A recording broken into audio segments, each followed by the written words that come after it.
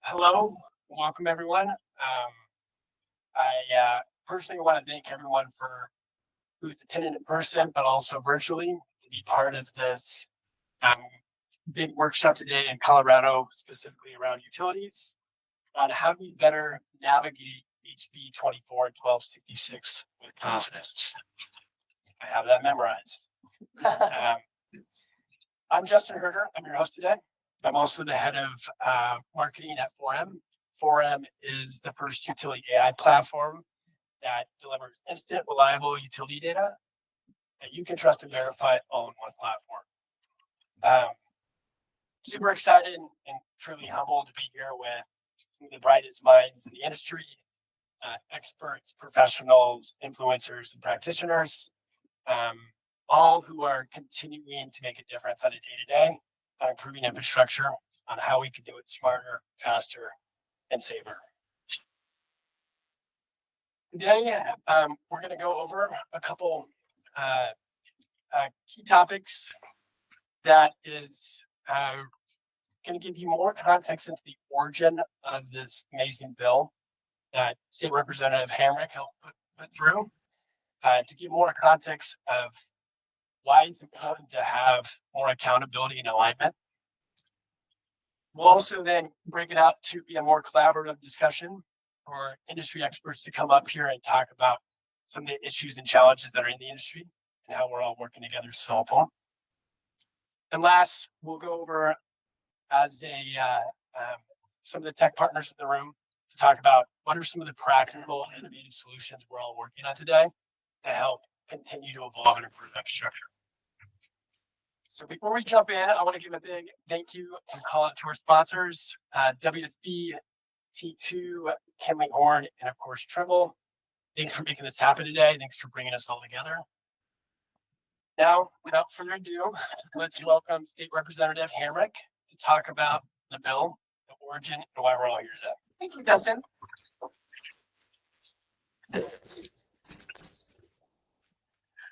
Hello, I'm Representative Eliza Hamrick, and I welcome you all to this workshop, Navigating House Bill 24-1266 with Confidence. I want to thank Justin Herter and Joseph Everly, 4M, Trimble, and the other groups for organizing and inviting me to today's event. And I want to thank you all for coming to best educate yourself on this new law so that you can go back and help your communities and industries.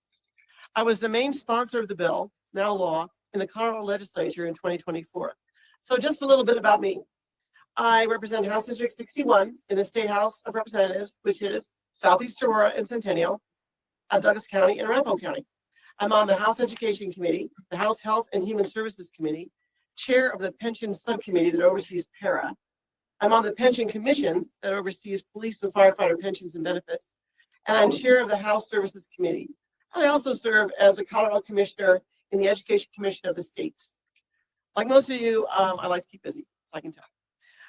So where specifically is my district? People always ask that because it's a weird number for where I am. Usually it's in the mountains. House District 60 would be like in the mountains, and 61 is in the suburbs. So I was a high school teacher for 32 years at Overland High School, and then I graduated, like I say. So I use high school locations to figure out where things are in the states. So for you all, I represent 93% of the Cherry Creek School District. So if any of you live near Smoky Hill High School, Eagle Crest High School, or Cherokee Trail High School, you are in my district, and I am here to serve you. And I was telling a couple people today that in any event that I go to with about 50 or more people, there's always someone from House 661. And so far I've identified 2, but I'm sure there's more of you. You don't have to say anything, but I'm yours, and you're mine. I'm in my 3rd year of the state assembly, so I'm a rising sophomore, as I say. And I have run many county bills. I'm kind of known as sort of the county bill person now. With more to come, I just got another idea from Arapahoe County. So how did a high school history teacher, because I taught history for 32 years, become a reliable and trusted lawmaker for counties and municipalities? Well, I come from public education. And in public education, we're kind of tired of the state telling us what to do. 1, because we know more about education than they do. But 2, because of unfunded and partially funded mandates. So they tell you to do something, no money follows. And so when I got to the state legislature, that's the lens that I use, that if it doesn't matter how great the intentions are of a bill of my fellow legislators, But if they can't pay for it, I'm a no. I don't care what it is, like saving kittens or something, that's fine. But you got to pay for it, because if you don't, costs will be shifted, especially in the counties that don't have a lot of resources, and they do so much to serve so many. And so I'm a big fiscal hawk in that respect, and I run county bipartisan bills that do quite well. So also I had great mentors at the county level, like former Arapahoe County Commissioner Nancy Jackson, who gave me a master class in all the things that counties do. When I was first elected, I said, tell me everything counties do, tell me the barriers, tell me how the state can help, how the state can help streamline, simplify, and things like that. And she gave me a master class in that. She's always there for me to ask further questions, as well as all the other county commissioners. I call myself a phone home legislator, so I'll always ask if it's a bill that deals with counties or municipalities. I'll always ask my cities, I'll ask my county leaders. If there's something, I'll ask my sheriff. Something that deals with education, I'll ask my superintendents. And so, being from the public education space, you need to ask people literally on the ground when you're thinking of a bill. How is it going to impact them? What are the repercussions? What are some of the unforeseen things that might happen? Because they know, like, I don't know. I don't know your industry very well, but you do. And so on my slide, this would be a slide. There's an email. It's rep.hamrick@gmail.com. Please, I encourage you to just put that in your phone or just email me and say, it's nice to see you. But please open up a dialogue, because I don't know what's going on in Larimer County or Will County or right, and you do, and also your industry. A lot of your industry leaders, and I need to know what Colorado can do to best support our industry all over the state. So, for all those reasons, please reach out to me. I have a great staff, and they'll make sure that any questions you have or concerns or anything will get to me, and you will get a response. Also, as I tell my constituents, if there's anything that any kind of unclear thing about state law or how state agencies behave, just tell me, and I will make them call you back, right? I will find the information. If you have a question about whatever, I will go to the agency and say, I need this answer by tomorrow, because I'm a legislator. I can do that, right? And then you'll get the information right away. So know that oftentimes constituents that have concerns about things come to me, and we will get an answer within 48 hours from the state. So please, use my accessibility to the state if you have questions or concerns or anything like that, because we have to do all this together. We have to make sure everything works well, that our taxpayers are respected, and that things run with transparency and with accountability. So I'm a huge fan of that. So it's Arapahoe County comes to me with all their ideas, and now Douglas County is trying to do it. So two recent bills of mine that involve counties and municipalities. The first one came from Arapahoe County and Douglas County. So again, these bills are very bipartisan in nature. This one came from the clerk and recorders of Arapahoe and Douglas County. It'll allow people to opt into electronic notification regarding vehicle transactions and vehicle issues. I know that's not where you guys are in this space, but anyway, it's going to save, this is crazy, millions of dollars for the counties once it's up and running. So we're waiting on the DRIVES program. I know we're getting into the weeds right now, but the DRIVES program to get up and running. So this won't go into effect until about 2027, but it'll really help with the counties sending out those little teeny cards that talk about vehicle registration. You have to renew now, and the stamps. It costs a lot of money, especially with paper prices going up. So simple things like that the state doesn't think about, that they have power over, right? And so again, please reach out if you have any ways of streamlining government, saving money for counties, whatever, that would be great. And then another bill just this year came from City of Aurora. It gives the municipality the power to enforce vehicle registration lapses in the municipal courts. Prior, they had to go to county courts to do it, so they weren't really issuing citations. Now, cities can opt into this if they want to issue citations for lapsed license plate registration. They can do it within their municipalities. They don't have to go to counties, because what we're finding is law enforcement agencies and people were not issuing citations because they're like, I don't want to go to county court. I have enough just dealing with what's going on in Aurora or wherever, right? So now municipalities can opt into that. So that's cool.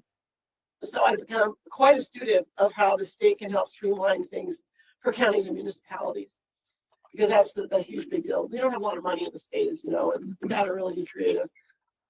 So today I'll be speaking briefly about House Bill 24-1266, the Local Government Utility Relocation Right-of-Way Bill. That's a law that I ran last year. So the origin story.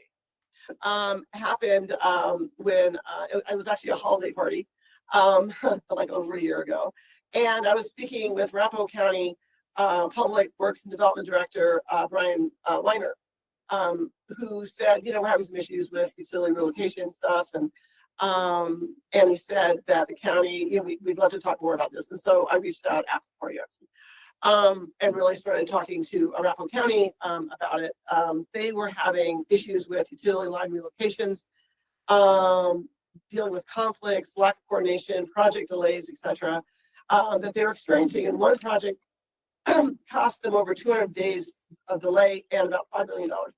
And so they're like, we gotta have what the cities have, right? The cities have different types of contracts with utility groups, and they wanted something like that for counties. And so they wanted to make sure that the system was transparent and was accountable, and they also want to make sure the taxpayers' money was saved. So that was the beginning of the idea for the bill. And so we do a lot of research. We contact state agencies that deal with this. We see what's the current law, what are options. And so now I'm going to tell you how the bill becomes the law, Colorado version. Team building, a lot of stakeholders. You got to have a really good team, and you got to stakeholder crap out of it, right? And so I enlisted my fellow legislators who are my most trusted people in county matters. One of my best friends, Representative Lisa Roselle, she's a Republican out of Castle Rock. She was a former Douglas County assessor, so she knows her stuff. She is now in the Senate, and she is now the assistant minority leader for the Senate Republicans, and she's amazing, super trusted. And so we're sort of the dynamic duo, like we do county bills together. And now that she's in the Senate, it's like perfect. I have a Senate sponsor, yay! And so she just wants to say hi to you all. Thank you for all you do. And she's just with me as far as making sure that all this works for everyone. I also reached out to Senator Rachel Zenzinger, who was on the Joint Budget Committee. She's a very powerful senator, had aspirations to run for Jeffco County Commissioner, which she won. So now she is a county commissioner, but she a great mind on county issues. So that was our team in the legislature, a great bipartisan team. Also, the Arapahoe County Public Works Director, Brian Weimer, was instrumental in the wording and in helping the stakeholder about it, who is the Arapahoe County lobbyist. County Commissioner Jessica Campbell, who's the lawyer herself. And then Eric Bergman from the Colorado Counties Incorporated, which is the big county lobbying group at the Capitol. You guys are probably all familiar with them, right? They're a great group that just kind of keeps an eye on bills and how they impact counties. And so at different times, they stepped up for different points of the bill's progress. And at the end, it was all Eric Bergman, like pushing it through. And he's amazing. Now he's working for the governor. I'm like, no. But anyway, he left with bipartisan standing ovations. I mean, he was just great. As are all the other people that worked with us on this. And then the stakeholding, Excel Energy. Huge props, came to the table, stayed at the table. Understood that there's issues here and that they wanted to be part of the solution. And so, that was our table. And we had tons of revision. At one point, we had what was called a strike below. And the strike below is when you have a bill, you have a title, then you have the bill. Strike below is you have the title, you strike everything below, and you put another thing in there. More words, different words. And so we had a strike below at one point. Tons of amendments, because that's how bills get made, right? Because you have a bill, all good intentions, you stakeholder it, but then other things come up. Industry partners come, they speak with Excel. Counties come up and they speak with CCI. So people hearing about the bill that we didn't think about came in, and so we were able to sort of put all those concerns and ideas into the bill, and I think we came up with a pretty good bill. Rep. Roselle and I shepherded through the House, and Senator Zenzinger shepherded it through the Senate. And I'm proud to report, as you know, after many amendments, that our bipartisan bill sailed through the House and Senate committees, and both the floor of the Senate and the floor of the House with unanimous votes. Now, it's really hard to get a unanimous vote on any kind of bill of substance, right? There's a lot of bills that, whatever, like kitten day or something, right? That there'll always be one person saying, I'm a dog person, I'm voting no, right? But bill of substance, to get bipartisan unanimous support, says so much. And we were really, really, really proud of that. And Governor was very much supportive of it the whole time. So really, really excited about that. What the bill does is creates a predictable process where both sides are held accountable, which I love. Accountability, transparency, predictability. It streamlines infrastructure projects by improving coordination between local governments and utility providers, thereby reducing delays and associated costs. It enhances coordination between local governments and utility companies during improvement projects that necessitate the relocation of utility facilities.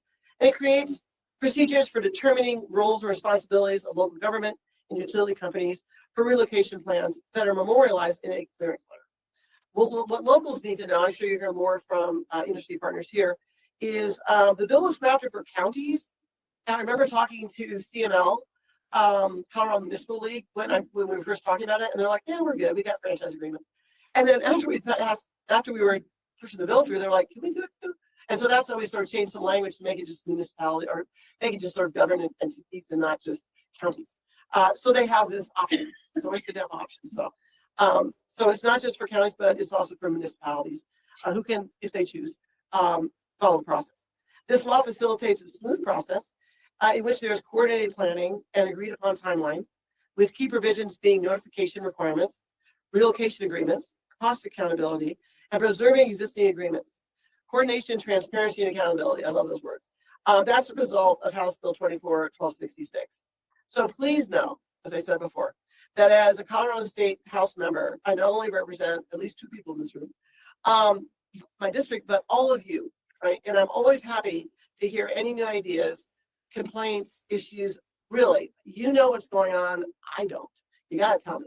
And then we can figure it out, whether you need answers from state agencies or whether there's a bill that was passed that needs to be tweaked or whatever you need. That's my job. I taught government and history, like I said, for 32 years. And so I'm really following Government 101, the textbook Government 101. I represent my district. Like, what do they need? And I represent the people of Colorado. It's not about me.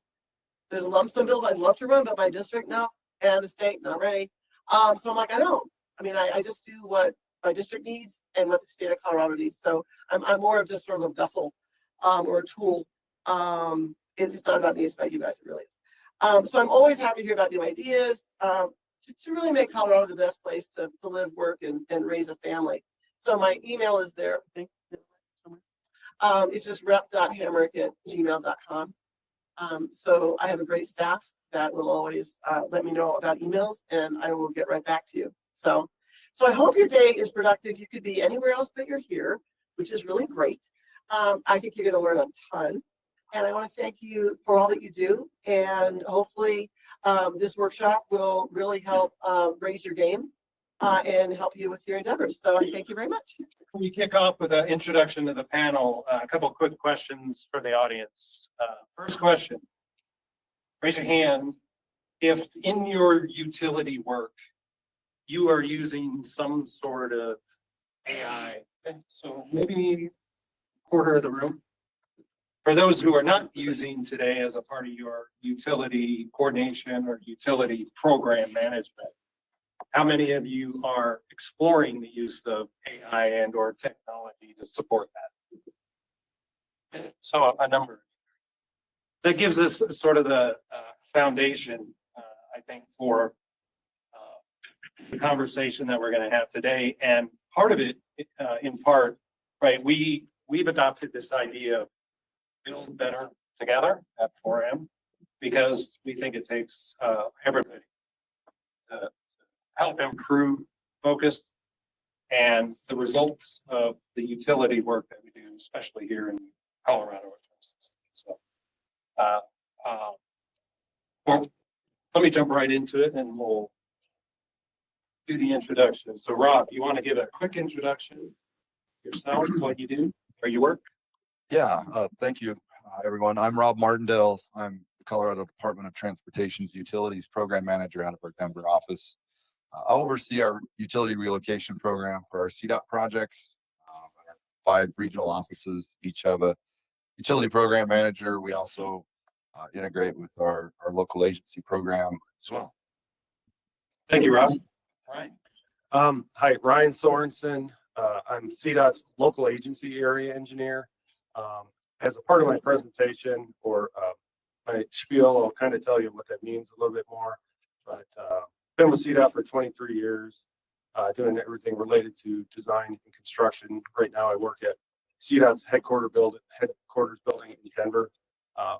Again, as a local agency area engineer. Thank you, Ryan. Jim, Jim Anspach. Is this work? I think it should work. Get There we go. Okay. Jim Anspach, professor at Iowa State University. I'm the utility engineering guy, I guess, which includes utility coordination and investigations. So I helped shepherd the first state bill through in 2017, actually, I guess we started that, Rob. And that was a good foundation for this next. Afternoon. My name is John Reynolds. I am, it's a mouthful, in the City of Denver Department of Transportation and Infrastructure, Right-of-Way Services Department, Engineering and Regulatory Team. So, write that down. I have a interesting charge. I've been with the city 18 years, managing a ever-growing function of monitoring and managing the city's standards and details for the transportation network, as well as permitting a whole host of things that occur in the public rights of way of the city and county of Denver, including utilities, which is why we're here today, encroachments, floodplain permitting, and other types of privately funded infrastructure in the public rights of way. So essentially, when you need a permit to build and it needs a design, you're going to come to my team. So we're thrilled to be here today just to share what we've been doing at the city level. And I appreciate, the audience and what we're about to talk about here today. So thank you. John, thanks. Jim, if it's okay, maybe I'd like to start with a question for you. By the way, Jim is a very humble, very modest guy. He is known as everybody know his moniker? Godfather of subsurface utility engineering. Right? So maybe he won't tell you that, but I'll certainly tell you that. Jim, can you give us a little history on utility engineering and specifically the work that's done here in Colorado? Right, everywhere that I go, I always hear the name Colorado when it comes to subsurface utility engineering. Can you give us a little bit of background on that? I'll try to keep it short. I could go for days, but I'll keep it short. Colorado was a latecomer to the concept of utility engineering, the way it was imagined in other places. But some of the advantages of coming late to the show are you get to leapfrog and learn from all the mistakes and things that gee, if we only would have known kind of concept from other places in the country. And I truly believe that's what happened here. And part of that leapfrogging was the idea that you can't really do much with utility problems unless you know where they are. And some of the important attributes of them. And unfortunately, we don't have good records of where utilities are. Or we might have good records, but we don't know if they're good. But there's lots of surprises under the ground. Once you bury it, it's buried treasure. And we go take these pirate maps and we try to find them. And if we're lucky, we have a parrot on our shoulder that can tell us where to go. So the whole concept of utility engineering started in Virginia with this concept of let's use not witching sticks or witchcraft, but let's use geophysics in a fashion that is science-based, that we can go out and try to find everything that might be under the ground utility-wise, whether we knew it was there or not. We didn't care about the records. It was kind of, let's go out and find these utilities in spite of the utility owners having good records or giving them to us. And so using this geophysics was step one, but step two then became, well, we've got this good data. What good is it unless we use it properly? So then that concept came in of, well, let's put together something that we then later called utility coordination. It really wasn't called utility, it didn't have a name. It was field inspection. Almost all around the country, it was field inspection, utility field inspection during construction. We'll go out and we'll deal with the problem.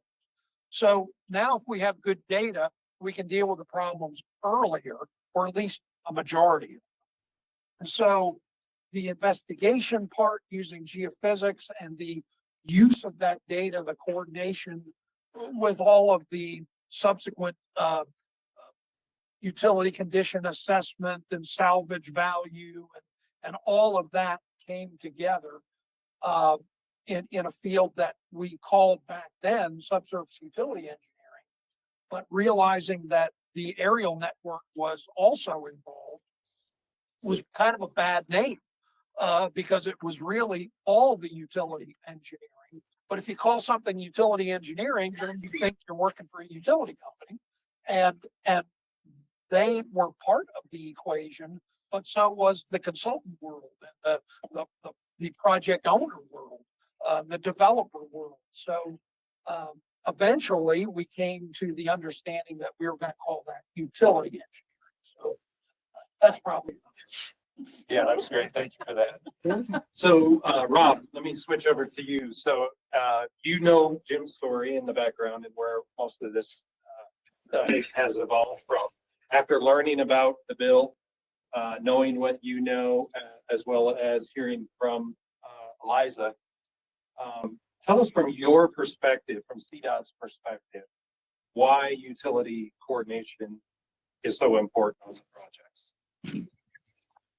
Yeah, I mean, obviously, CDOT has a lot of very large projects, and with that, the exposure to delay claims, the exposure to the risk to our contractors is much higher when it comes to those big projects. So, leveraging coordination, leveraging SUE, leveraging construction inspection are kind of our three core pieces to our utility program. So we have that SUE component, which, like Jim said, gives us that existing utility information in a format that's in compliance with like ASCE 38 standards, which was part of the legislation back in 2018 that passed for SUE.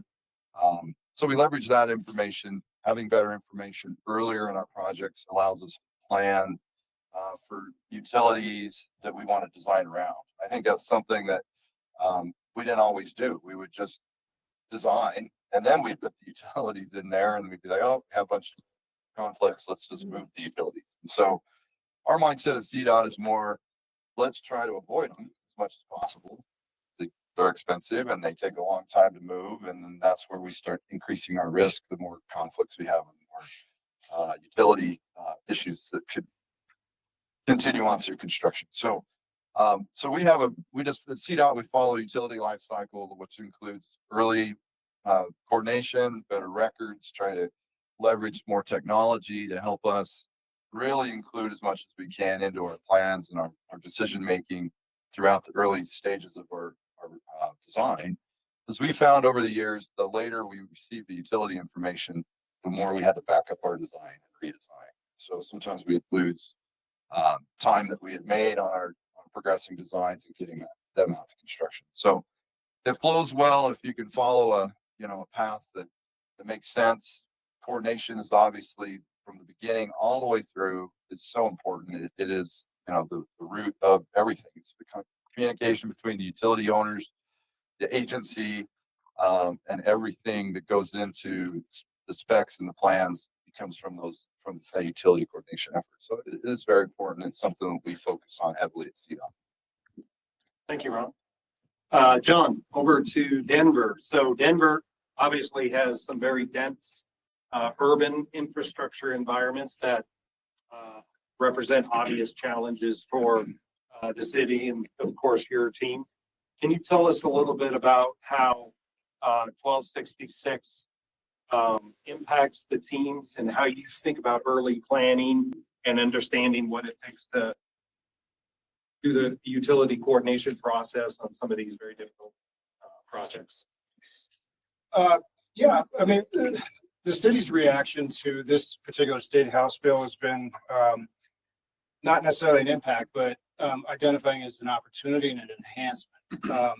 We stand today in the Department of Transportation and Infrastructure, DOTI, with some pretty robust systems that have been put in place with the capital management program over the last 8 years.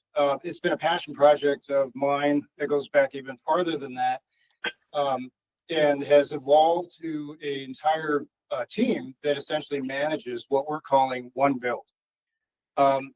This is an extension of something we used to call CHASM, which was, I have to even like read it out loud, Construction Coordination and Scheduling Meeting. It was something that we had done for about 5 years, regular meeting every 2 weeks, with a great group of attendees that we try to collect, but it was less formal. We would issue notes and agenda, and it wasn't really anything kind of certified or anything that kind of really pinned to a specific project as a checklist requirement.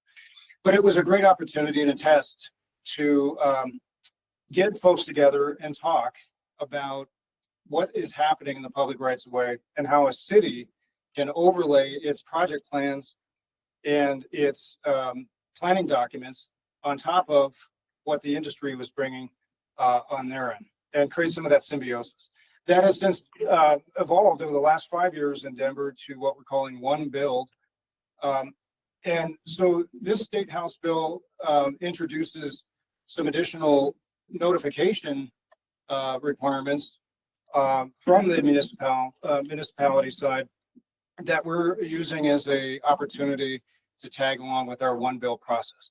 So One Build, just to expand what we mean by One Build, it's I'd stay in spirit similar to Dig Once, which is a term we've all heard about at the CDOT level, as a term that has been used unilaterally when we're talking about consolidating something going on in the public rights of way. Why dig twice when you can dig once? Great philosophy. That's what we're after with One Build. When we start targeting our capital program then with One Build, that's our focus area. In order, the way we administer One Build is that every 2 week cycle where we convene now, not just an in-person meeting, but now a virtual meeting. So we've empowered with the additional technology to bring tools in to get a wider audience. We have a fairly robust list of attendees, and I'm using today as a platform to ask for more. I'm going to be leaving some contact information where you can actually certify and become part of the list of attendees and invitees for our One Build program. You don't have to come to every meeting, but you can certainly receive the materials that are part of that. One Build starts with a presentation by the capital project manager, kind of more of a PowerPoint laying out what we have. Scope, schedule, and budget is reviewed as part of One Build. It's essentially laying out each project as a summary that will make it easier for the utility company and the utility community to understand. The best parts about One Build is that it's open discourse, and the city during the meeting will pull up maps that are currently available to it. We have robust mapping that includes city-based city planning documents like outlook mapping, like what's coming, and current mapping for transportation, wastewater, and street maintenance activities that are all part of the current year's capital program that are listed in both text-based and in geographical location. So if it's a roadway project, we're going to have the boundary of that project out to the outer boundary of design. If it's a maintenance project, we'll show the segment of street. Utility project will show, locations of traffic signals. All of these things are overlaid on top of each other at the meeting, shown live in front of the virtual audience. And it allows that real connection to where things are happening geographically and how we can create some of that symbiosis. Because what we're really aiming for is combining work and combining opportunities, not just funding, which is a big one, right? But programming and location and timing. Because if one thing's coming in earlier than another, we're going to show phasing in that One Build meeting. And that essentially is a meeting that will happen when we leverage One Build every 2 weeks in our cycle. We have a opportunity to visit the meeting at concept, as well as 30, 60, 90 milestone phases of that particular project. At a minimum, we're going to do a concept and a last call. So concept 90%. And there's some opportunities in between to revisit, kind of get into those checklists with, what's happening, when, and give that opportunity for each engaged utility company and entity to come in and say, hey, we've got something we want to do. Let's plug in now, 30%. Let's get in there and figure out how we're going to dig once. So that it's a real opportunity that we want to encourage that we, if you're not already on this list, you're not familiar with One Build for Denver, I'll leave some contact information. We'd love to have you come in and be a part of that community. We're going to be sending you just a regular email with a Teams invite so you can participate.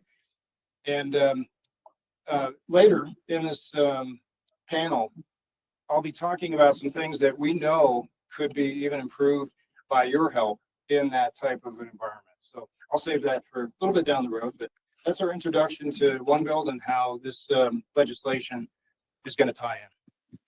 Thanks, Tom. Ryan, from CDOT's perspective and the overall LA program, can you share with us how CDOT and maybe you work with the local agencies to help deliver the projects? Yeah. I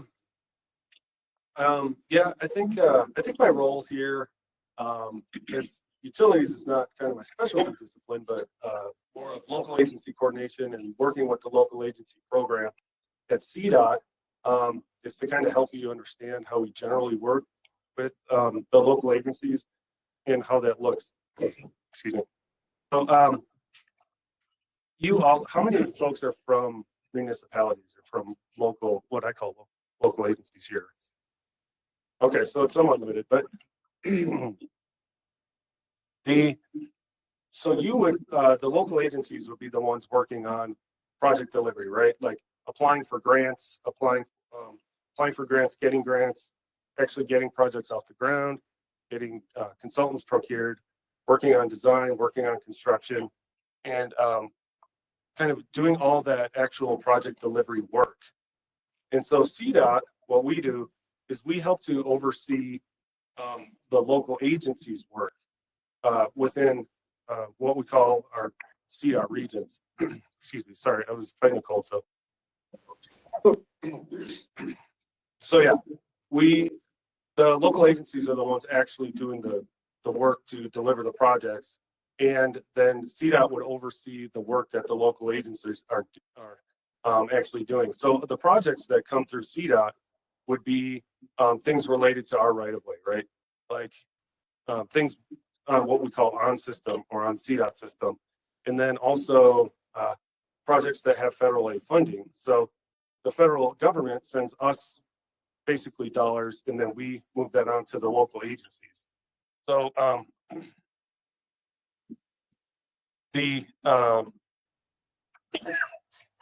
sorry. So we would move that onto the local agencies, and that's sort of my role here is to help you understand how. Keep going to somebody else and then coming back. Yeah. And then I'll I was continue on. I was just going to expand on what Ryan was saying. So how Ryan and I interact, our groups within CDOT. So Ryan's program, brings the local agencies in that have projects with CDOT. Those utility specific packages that you're working on as a local, with your consultants or in-house, whatever you're doing to submit to CDOT for review. That's where my team takes over the review process of the local agency package for the utility submittals, through the specs, through the ongoing. So it starts out early with a kickoff meeting with our local agency coordinators in the region and our utility program managers, talk about what the scope is and the expectation and whether SUE is required or not by state statute, and then move on from there to the next milestone and 30% design, 90% design. So there's that interaction between Ryan's team and my team to bring these programs through, so that at the end CDOT will issue a utility clearance for the overall local agency project that have oversight on. CDOT. And it says that in the bill that it only applies in the bill if CDOT has an agreement with the local agency. So a lot of times when you do get federal funding, we'll enter into an intergovernmental agreement. That's that connection to House bill that we're talking about today. So yeah, that's kind of, I want to make sure that people understood how Ryan's team and my team work and the locals funneling their packages up through our agency. Thank you. Appreciate your responses, both of you on that one. Jim, if I can shift back over to you for a second. What do you believe is the most critical piece of making legislation like House Bill 1266 stick, and how it actually gets implemented and drives changes on the ground? Difficult question. It is a difficult question. Education and tracking. We develop systems, we develop programs, we develop standards, we develop procedures and policies. We implement them as best we can. But if we don't track whether they are working as intended, there's very little chance that we'll make progress. They'll either slowly die, people will stop using them. But if we can show some successes and show specifically where different stakeholder groups benefit from that, then we have a chance of success. So I think that is the most critical nature, is measurement of the results after some period of time. And in order to measure results, a lot of times it's one of the flaws I see around the country with state DOT programs anyway, and their utility coordination. There isn't a mechanism in place as the project is being worked on to track the advantages and disadvantages of a particular procedure or policy.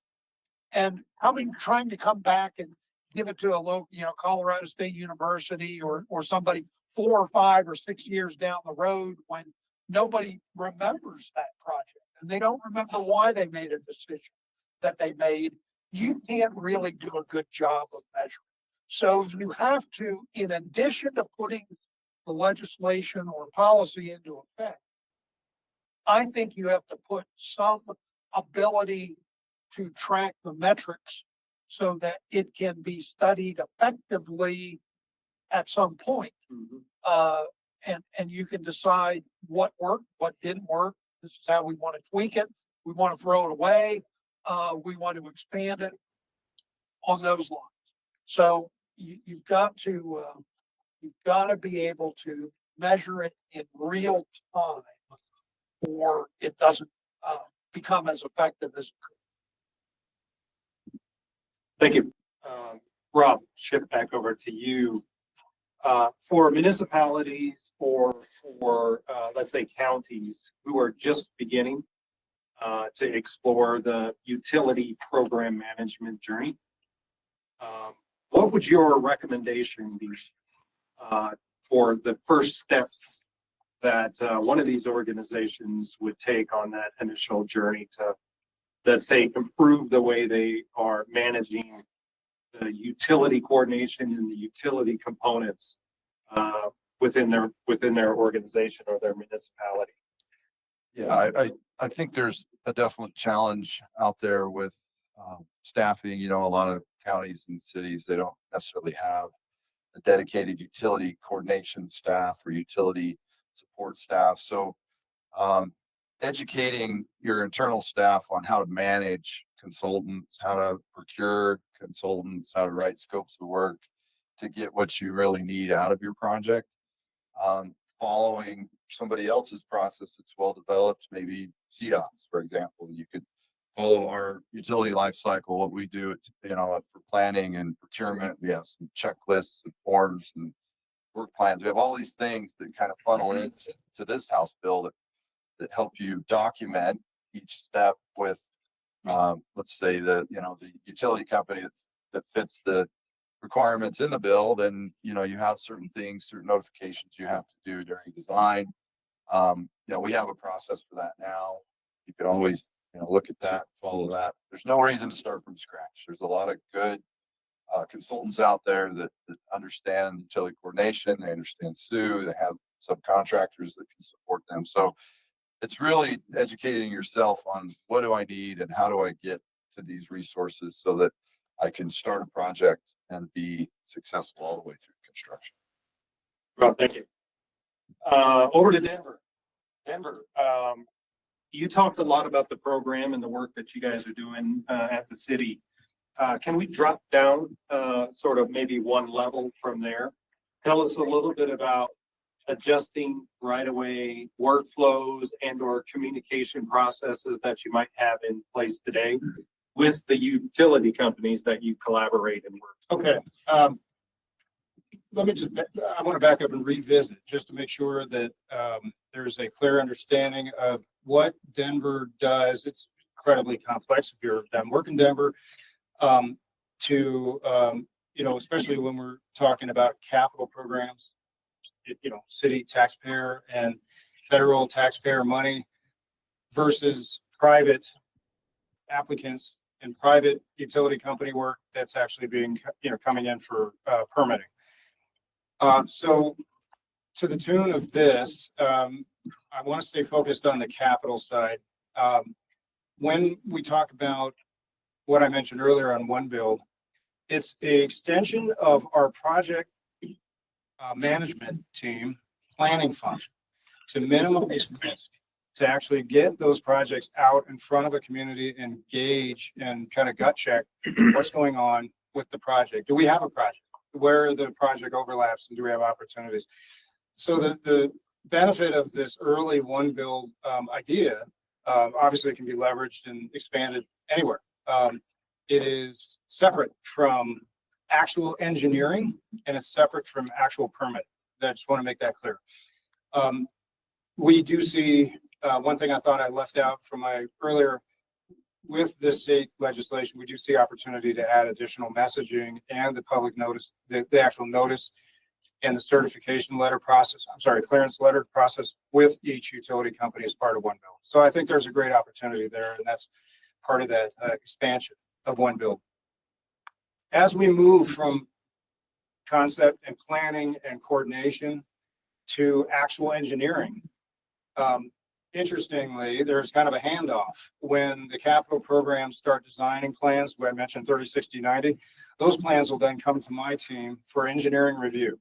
My team actually will vet and distribute the project design plans through electronic plan review. We're one of the only functions in Denver that actually does that. But we send it out to a wide audience, not just internal, but to external utility companies, all vested in known stakeholders receive the electronic plan review opportunity. It's usually about 2.5 weeks. We collect comments and any that are unresolved or in a denial state are actually sent back through to the project teams to resolve. So one of the things that we've seen with studying the new legislation is that there's a real need for us to connect our distribution list on the design side with the One Build distribution list, which is the meeting I'm going to encourage you all to start attending.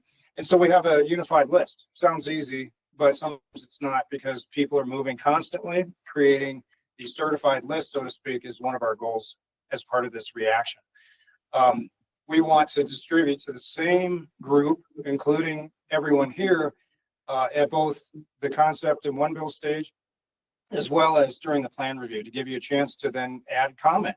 If you had something specific that relates to how those utilities are going to share the space and that you have a concern about something shown on the capital project as relates to your infrastructure and what you have planned, that's your time to actually create physical written comment and, somewhat requirements on the design process.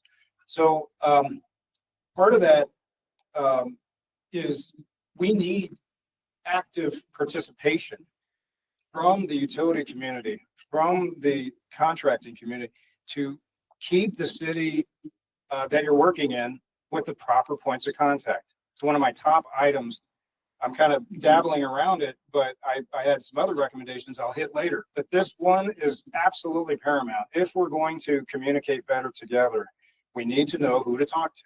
I can't tell you how many times in a city as large as Denver, where we send out communication and it's simply sent to the wrong person. They're out on leave. They're gone. They're no longer with the company.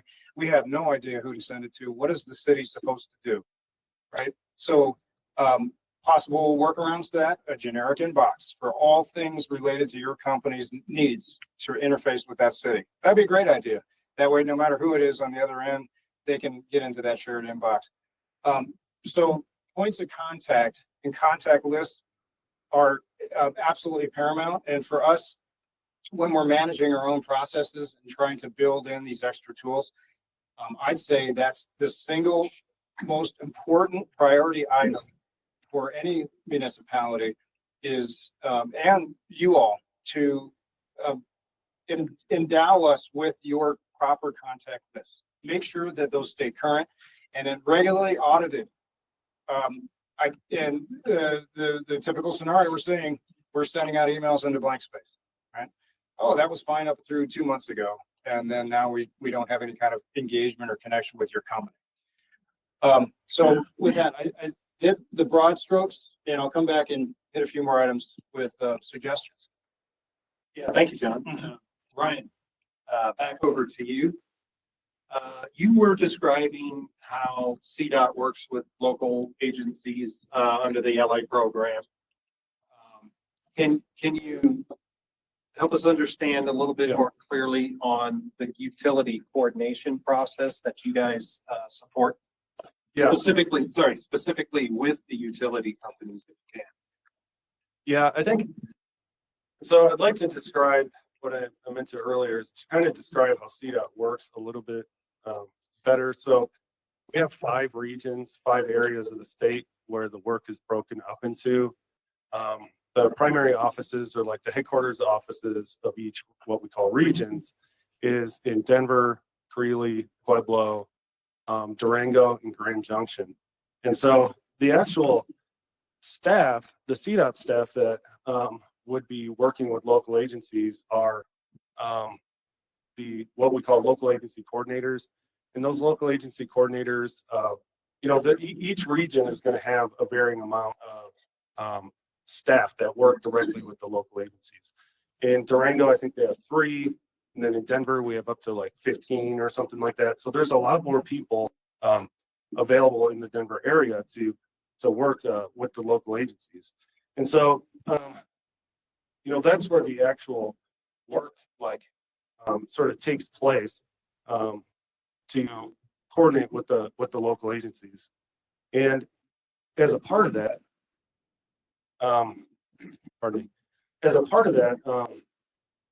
we help with like the primary milestone meetings on project delivery. And in those milestone meetings, you'll have like certain specialty disciplines that attend those milestone meetings. So it's such as like 30% plan development, which Rob mentioned earlier, 90% plan development, and things like that. And so we bring in those specialty disciplines to then work with the local agencies and help that coordination to kind of give input into the process, plan development, coordination, and so on. So that's really how kind of the local agency coordinators or the region staff are connecting with those local agencies and bringing in those specialty disciplines, one of which is utility. Gotcha. Yeah. Ryan, thank you.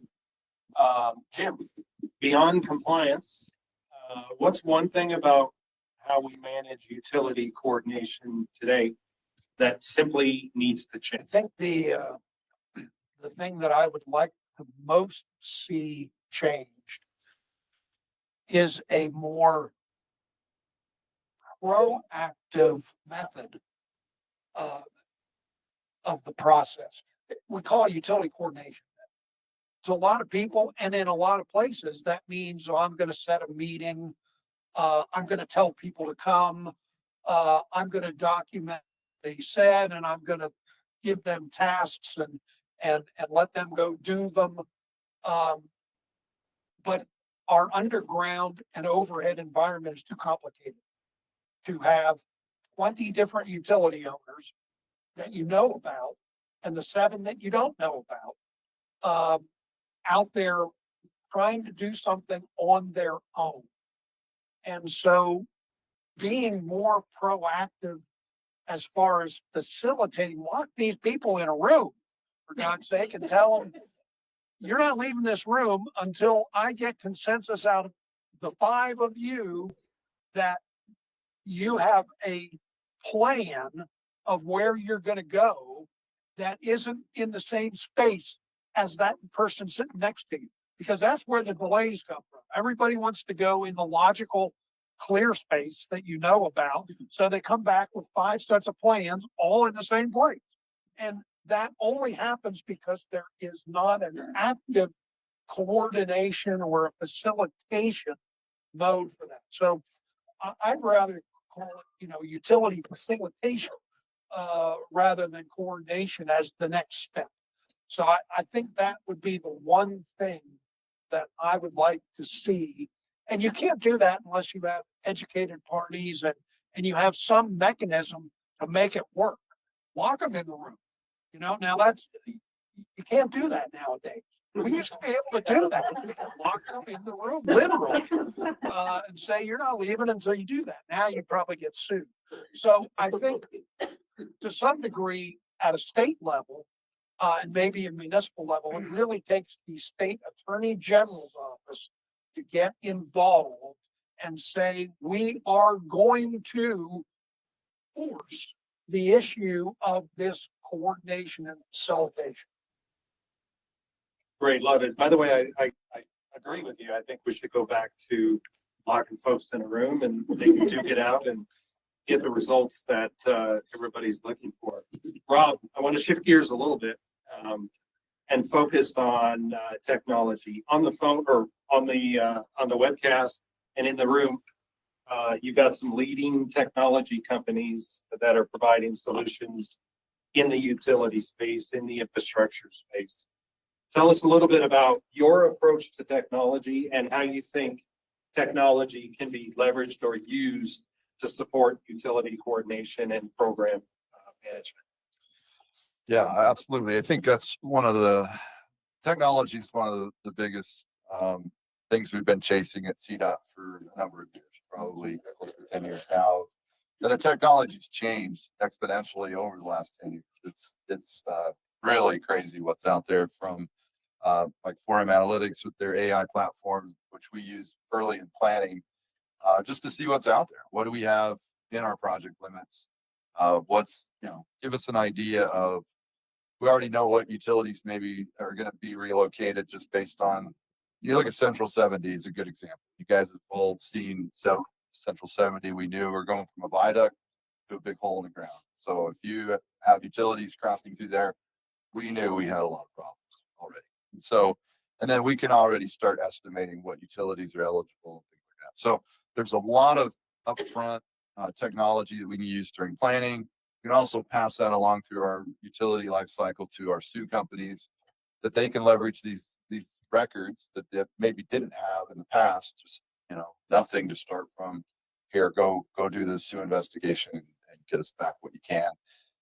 But leveraging all that and the new technologies in finding utilities, which SUE companies that are here or available, we'll probably talk about later. But there's a lot of good geophysical tools to find unknown utilities, things that we normally would find in the past. So leveraging technology through that, but then also capturing it geospatially in a high accuracy environment. So I would encourage people to use cloud-based systems, connect to your inspectors in the field with mobile apps, with design data, so digitalize your world. Try to bring that digital world to your construction inspection capabilities, even planning. We leverage GIS information in the field during planning with utility companies, during design. Hey, can you go here? We have this design, and we can physically go out on the ground and use technology to visualize that, whether it's AR, augmented reality, certain technologies that we're already investigating to use for more help during construction, inspection, LiDAR scanning is also. So, I mean, as you can tell, the list goes on and on for us. And we're either using these things already at CDOT or we're implementing, pushing to bring a few more pieces of technology into our, like I said, suit, coordination and inspection. So all this information gets passed through our coordination team into our designers. But you tie it back to this bill, the more information you have and the better information you have when you do lock these people in a room, they will be a little bit more agreeable when you said, look, I've spent all this money and time to figure out where your facilities are. We made these considerations on our design side. Still don't have an option but to move you. This is what we got to do next. And so it helps them see the effort, one, and two, it helps them visualize where they can go and what they can do. So it gives them a platform to move forward quicker and build schedules, estimates, and all those things. Rob, thank you. John, back over to Denver. I know there's probably some uncovered territory that you wanted to go over, which you can do that, but I don't want to let you off the hook without asking you sort of another pointed question, which is the room here are local, statewide consulting firms, engineering firms and technology companies that want to work with the city of Denver. Could you give us just your insights on how collectively we approach the city of Denver with ideas or concepts that we think might have an impact on Denver's ability to deliver more projects more efficiently, more productively, and engage more closely with folks at the city? No, it's a doozy. There's 100 different levels. I can tell you what we don't recommend is go straight to the city's legislation teams and legislators to complain. Okay. I think what we see is the single most successful way to engage with any given municipality, including Denver, is to come to the teams that are actually preparing and processing the work that you look to do. Okay. That's the most important first step.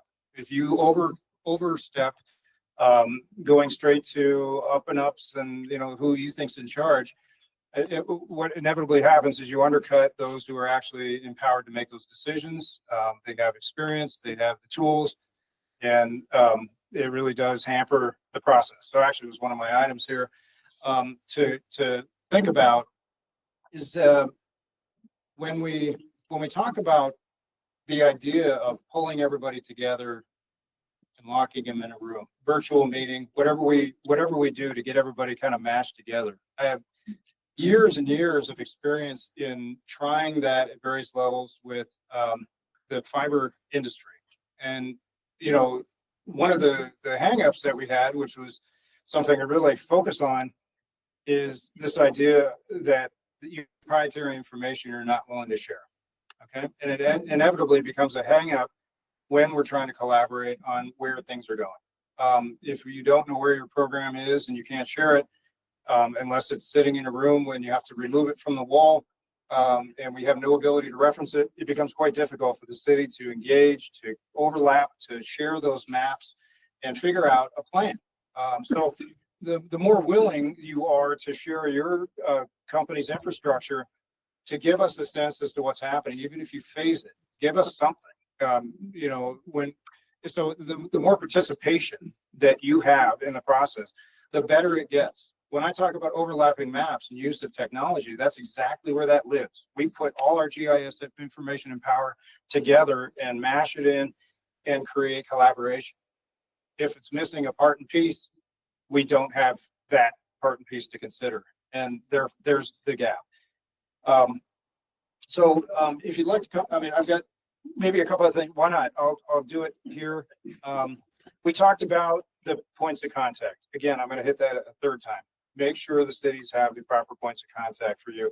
We're going to be enabling that through the one build process through a certified list of attendees that will carry over through design. So follow the point of contact back to me after this meeting and give us your points of contact. And we're going to audit those annually and enforce that.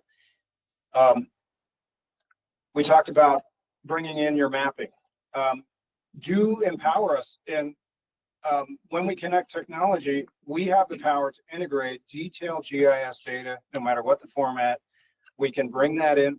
We actually do it automatically through a self-load tool for small cell mapping that you currently see on the city's webpage now. That gives you an idea that it can be that automated. Get us your mapping, and as often as it modifies and changes, we can modify our mapping as well. So when we're doing those overlays, we can create that collaboration. Participate in the electronic plan reviews, okay? We have something called approved due to no response. Let that settle in, okay? So if we're sending things out to you and there's no response at all, there's a presumption of approval. Now that's just because things have to move forward. We can't have a lack of response hanging up capital and taxpayer funded projects. So it's imperative that if you have a vested stake, those points of contact who are receiving those reviews from the certified list are participating. Don't let those go out into an inbox and sit. And if you know, you're missing that valuable opportunity to get those comments in and identify these needs that your company might have.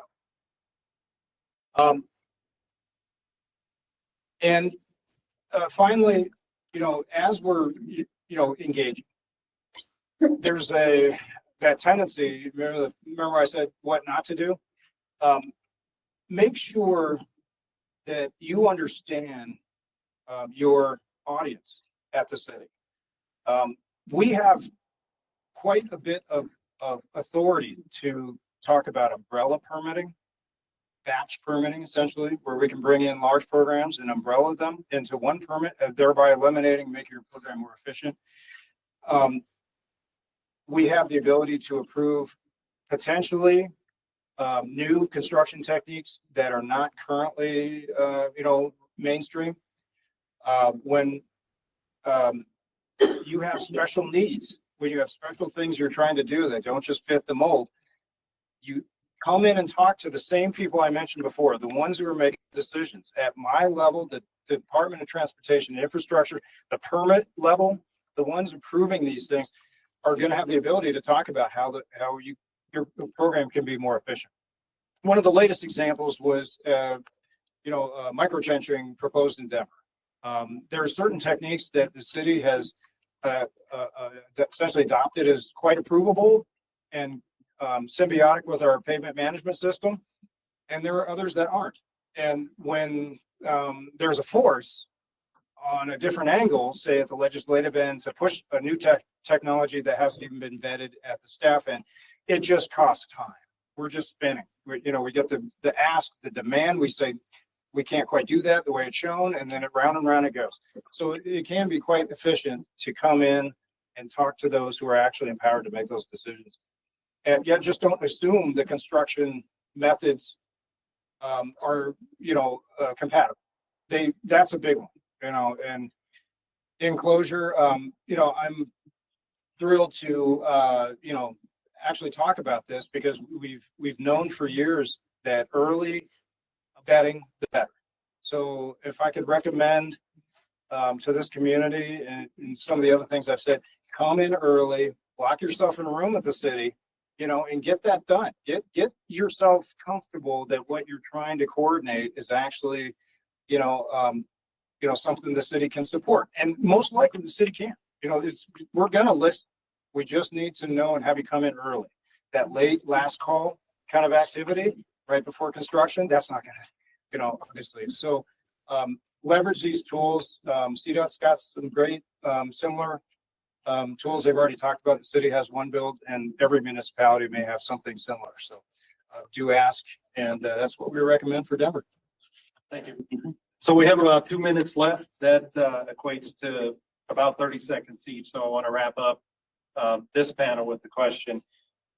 We know who's in the room. You got the consulting community, the engineering community, professional services provider community, and the tech community in the room or online with us today. So in about 30 seconds, what can we do to help support our local municipalities, counties, and as well as the state.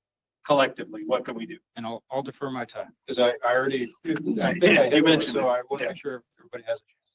Jim, No, I'll throw it over here. start.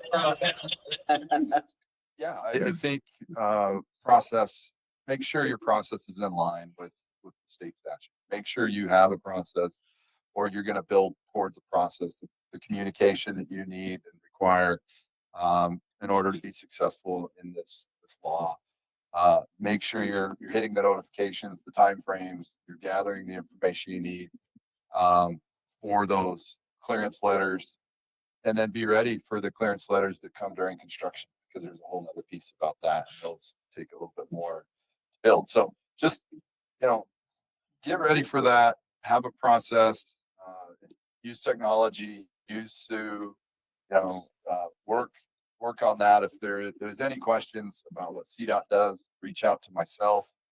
I will happily share all the information that we have available, to help guide, anyone that is trying to find their way through this. Thank you, Rob. Brian, 30 seconds. Yeah, there's a couple of things I didn't get to, but just want to emphasize some of the biggest issues we see working with local agencies are sort of two things. One is understanding the risks of projects prior to going out to looking for a grant. Understand one of the resources we provide through the region staff that I mentioned earlier is to sit down and go over the scope. I think understand environmental, railroad, utilities, right of way, all these major risks that end up impacting your schedule and budget quite a bit. I think sometimes we underestimate that, or locals do. So really look at those major project risks and understanding timelines and costs related to that, and then staffing too. One of the things we see, and I hear this most from our region staff, is projects oftentimes are understaffed, especially in construction. And I think that impacts all of the specialty disciplines, but really focusing on, do I have enough staff and how am I delivering this project properly? I think those are the two major points I'd like to get across to the locals. Just think of those things up front, because it really does impact utilities, because when you have an issue, if you only have one person like running two construction projects, how much time is going to be dedicating to making sure that that project is sort of, all those issues are vetted properly. Yeah. So staffing and understanding your project risk early and putting enough resources to that, both in design and construction, I guess is the two key areas that I talk about. Brian, thank you. Yeah, thanks. And Jim, the opportunity, you open this up, you can close us out. Sure. So we'll have a demonstration. I want everybody to clasp your hands. Yeah. All right, now tell me, how many of you raise your hand if your right thumb is on top?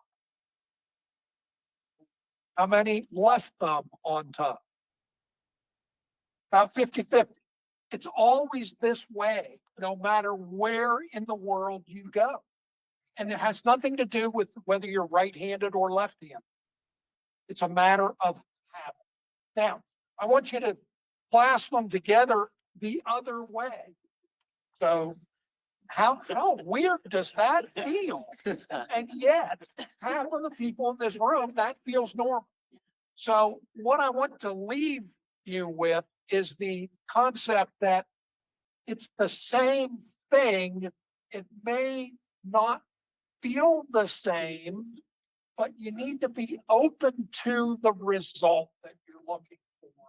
And there are different paths to get there. And so habit is the killer of innovation. And don't let your habits kill your progress. With that, we'll close it. Our next panel, industry panel, Russ, I think you're hosting us. Yes, Over to sir. you. Good point. So thank you, everyone. We'll switch our next panel here. We got a great group of panelists here. I'm going to let them introduce themselves. I'm not going to go down that fast. We'll look at that really quick first. Really quick, my name is Russ Tamblin. I work with Trimble. I'm on our own public sector team. We support agencies like Rob and CDOT, other states across the U.S. Personally, may or may not have worked for Cuban in the past. Jeremy's part of that group as well. And seeing legislation like this, from my perspective, really helps us all. Risk mitigation, identification of early issues like that last panel was discussing. The technology as evolving with 4M, relocation stuff on the Trimble. So there's just a bunch of great stuff and progress we've made. Say projects I worked on 15 years ago where, I mean, the horror stories, I could go into 1,000 of them, but long story short, oh yeah, there's where that line is. No, it's 30 feet away from what we thought it was. That kind of stuff, right? If we can evolve that here in the US, I think we'll be doing a lot better holistically as a society. So I'm gonna go ahead and start it here with you, Jeremy. Go ahead and introduce yourself to the. Hi, everybody. I'm Jeremy Garcia Glasscock. I am a professional engineer with Hewitt, and I work in our utilities department here in the Lone Tree office. And I'm also the ASCE UESI chair for this year. Natalie. I'm way down here. Patricia, see, Patricia. you're throwing me. I don't have no. I'm throwing you, you know, Patricia. it happens all the Go time. ahead. It does, really. Good afternoon. I am Patricia McKinney Clark. I am with T2 Utility Engineers. I retired from CDOT after 30 years and have been involved with the ASCE 38 standard and getting that message out to the public and to all the industry people when we started seeing the need for this. Ed? Great. Nice to meet everybody. I'm Ed Chappell. I formerly was at Trimble for over a decade, so I've got a lot of friends here. Thank you for having me. Now at WSB Engineering, so we do a lot of consulting and engineering here in Colorado and other states. And we're excited to be here for this panel. I think it's a very positive thing for us as an industry. Chris Howard with Kimley Horn, lead our SUE department. I've been monitoring that legislation since 2018, the day it came out. I've been doing it ever since. Hi, I'm Natalie Parks. I'm also with Kimley Horn, and I'm kind of an anomaly in here because I'm actually out of our Indianapolis office, but I've been following the Colorado utility coordination and SUE stuff since about 2017, I think. So I am the chair of UESI's risk management division, so on the national level, and I'm helping out with the ASC 3875 rewrites. All right, so what I'd like to do is I'm gonna throw like an open-ended question out here. We got a really diverse panel here, you know, design engineering, construction, utility mapping. It's a great group. So we can just go down the line, or you guys can jump in if you want to. I'm not sure you guys find it out. In your guys' opinion, what is one of the biggest shifts we're going to see with HB 24-1266 introducing how we deliver infrastructure projects? So you can take that to your specific skill set there. So Jeremy, like construction, and how does it impact how we design and build our projects? From your perspective. Jeremy, you can go ahead. I'll just have go ahead.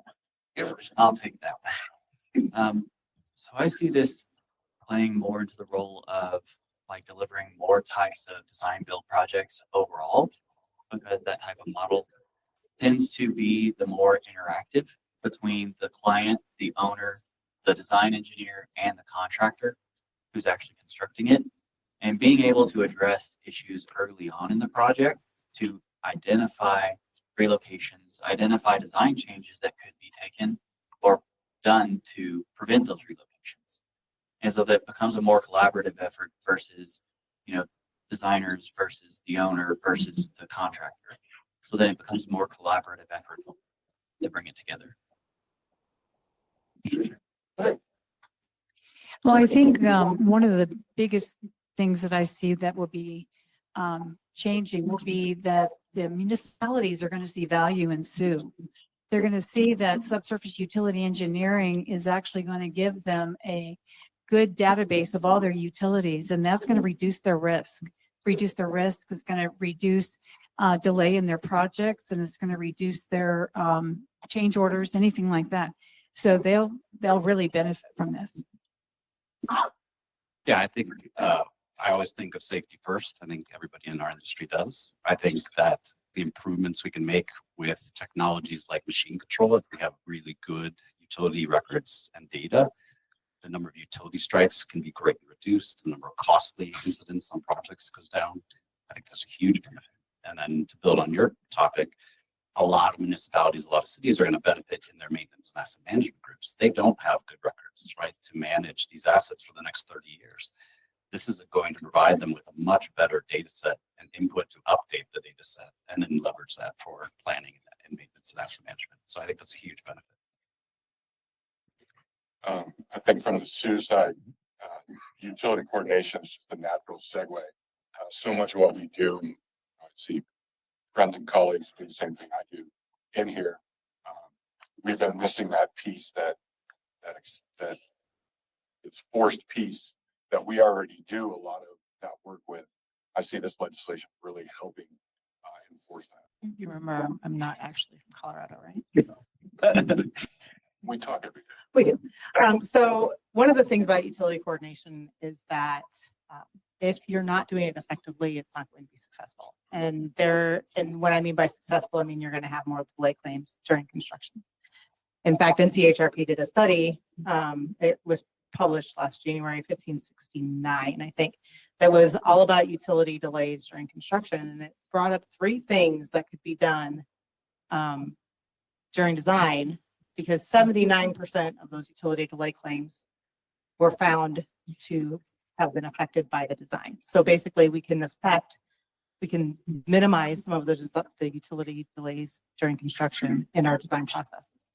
And those were effective communication, not using accurate utility data, and not doing adequate utility conflict management. So reading through this bill, although I'm not as familiar as the rest of you in this room, I can tell you that the big pieces of when you're communicating with the utility stakeholders is going to be a big success factor in getting them on board earlier on in the project. And the other part of this is that damages during construction actually starts at scoping of your project and knowing what you're dealing with.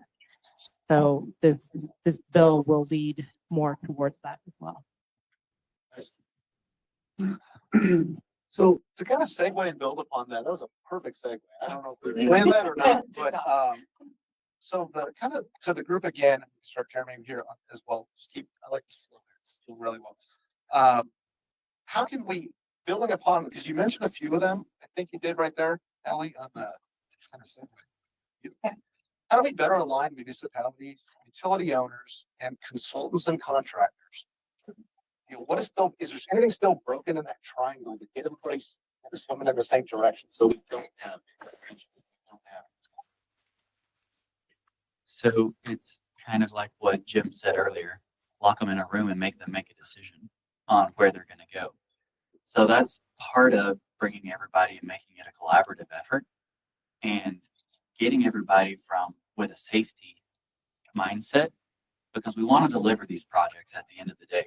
We want to deliver them safely. We want everybody to go home, and we want to deliver a project that is, protecting the taxpayer's dollar, because that's what these capital improvement projects are.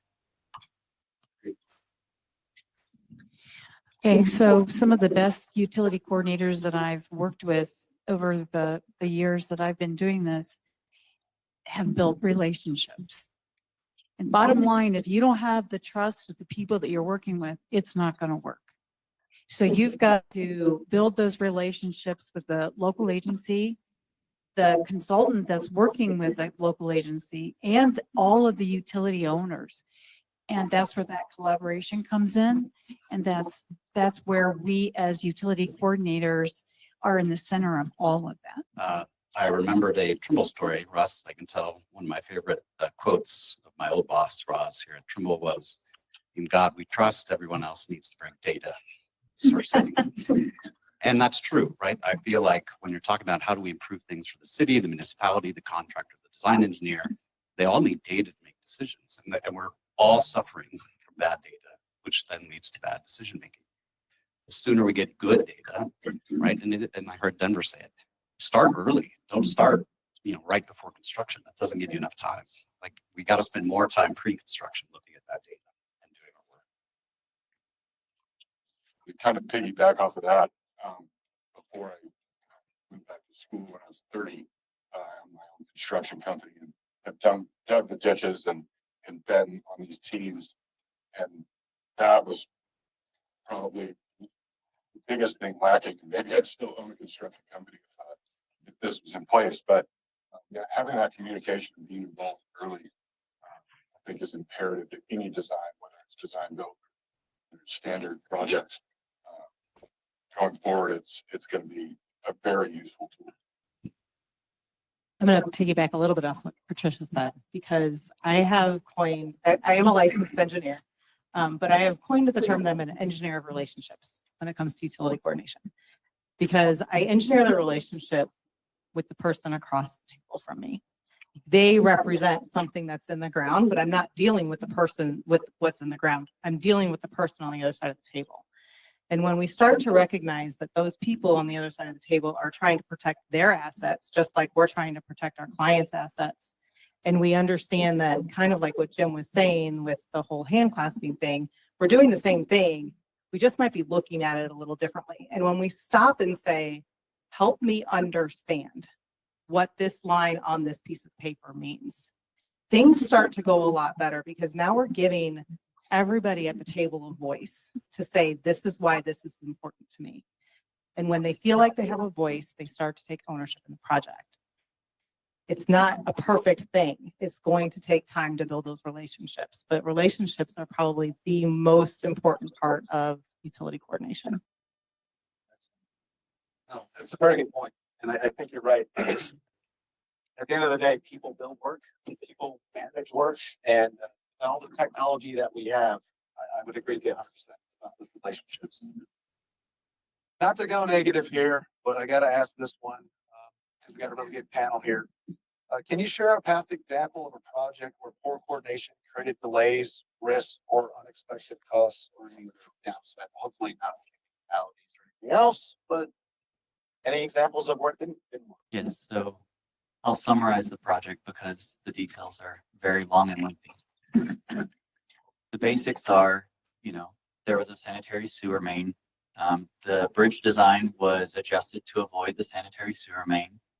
And then later on, with a handoff in the project, figured out that the sewer main was actually where the drilled shaft for the supports for the bridge were going to be. And so an emergency bypass had to be put in place, which was expensive, but it also prevented delays in the critical infrastructure on the bridge being built. So it didn't create project delays, just a temporary delay until they could reroute and relocate that sanitary sewer line. So what it boiled down to is it was assumed to be correct and wasn't verified. But when it was verified, that's what caused the delay in the cost. Especially costs like structures versus utilities, and that's a different team. That makes a lot of sense. So this wasn't as large of a issue as yours, but it still was an issue in the respect that when the project was scoped, it was just this is just a project, it's just a traffic signal project. There is no such thing as a just a or a little, just a traffic signal project. The scope of the SUE limits excluded the high pressure gas line that went right down the middle of the road. And because of that, we found it before they went into construction, but it still cost the project. So it's really making sure that your scope, when you figure out what your scope is, you start asking those questions: is there a possibility that we should include the extending the limits or including something else? Because just in case, because it's going to cost you more money if we have to come out and remobilize. And we just have to have those conversations with the owner. Yeah, I mean, I think about my friends in Minnesota DOT. They've had lots of instances where utility moves or utility delays, you lose a construction season, right, in Minnesota. That's huge cost and delays, right, when you're talking about, trying to build infrastructure, maintain infrastructure. So just by, for instance, doing a better job of modeling and then doing utility coordination, they are reducing those delays, right? They also work with Rob and CDOT. Rob's been helping, right, the MnDOT folks with, they're jealous of what we're doing in Colorado with our laws and the way we share data. Most states are. And I think it's something you're going to see every state start to adopt. There isn't a state that I've talked to that isn't wanting to go the same direction. I was on one of the Justa projects. And unfortunately, it was just trying to connect to something, and somebody hit a high pressure gas main, flipped the dozer over, and nearly killed the guy. So I've seen the worst of it, and that was pre-Stu. That was pre-811 being as advanced as they were. So yeah, I've seen the rough side of it. Part of the reason I got in the industry. So when I first came out of college, 2 to 3 decades ago, I was working on a project that it was a road reconstruction project, young, right out of school. And I'm working on one side of the project and my supervisor's working on another part of the project. And all of a sudden I get a 911 on my pager. Remember when those existed? And I called him. He's like, shut down the paving operation. We have a water main break. Like, okay. Not only did we have a water main break, we had a spaghetti bowl of fiber that had been dug up by the soil stabilization. And that knocked out 911 from Indianapolis to Cincinnati. I didn't know I was going to go into utility coordination when that happened, but in the process, I learned that if you don't do things well, things like that happen. We broke a 14-inch water main that was literally shooting water over a house. And then we had armed guards surrounding the fiber because it was a secure fiber line until we could get it patched back up. So when you're not doing the work correctly and you're not thinking about the constructability items, like how deep are we going to do our soil stabilization and what could that impact, it becomes a problem. I have too many stories of looking at Nebraska, like the off the Air Force Base area where there's secret lines and they will not tell you where they are. No, you will not. Even if you're digging 10 feet from that, you don't know it. I know it's a scary proposition. They And I'm- cannot confirm or deny. Yes, exactly. And you know, one of the things Jim, I'm really liking the Lockman root theory. We should bring that back as we keep talking through these issues, these topics. To switch to, I know one of you is not in It's Colorado, fine. so It's fine. I'm going to give you the caveat version of this question as we go through. What are you guys doing in Indiana to maybe help rectify this too? So let me ask the question. So what part of this bill do we expect to have the most substantial impact on your day-to-day project delivery practices? So, contractor. Security. Day to day, we expect this to give us more information upfront versus finding out later on in the project, because usually the municipalities will know about utilities based off other projects, but that information will be available or more easily available at the beginning and disclosed, so that way it's not a surprise later on in the project. My perspective on this is that because we have this utility clearance letter that's supposed to be going out, that they're going to get the right people at the table. So you're going to have your designers talk to your construction people about how this is going to get built. So it's happening up front, because lots of times what ends up happening is you go to construction and the construction people are hearing about it for the very first time. They go out there and they say, we can't build that. And so this is going to make sure that, or assure, hopefully, that all the right people will be at the table. They will have that collaboration. Everybody will have a buy-in, and that letter will serve as that buy-in.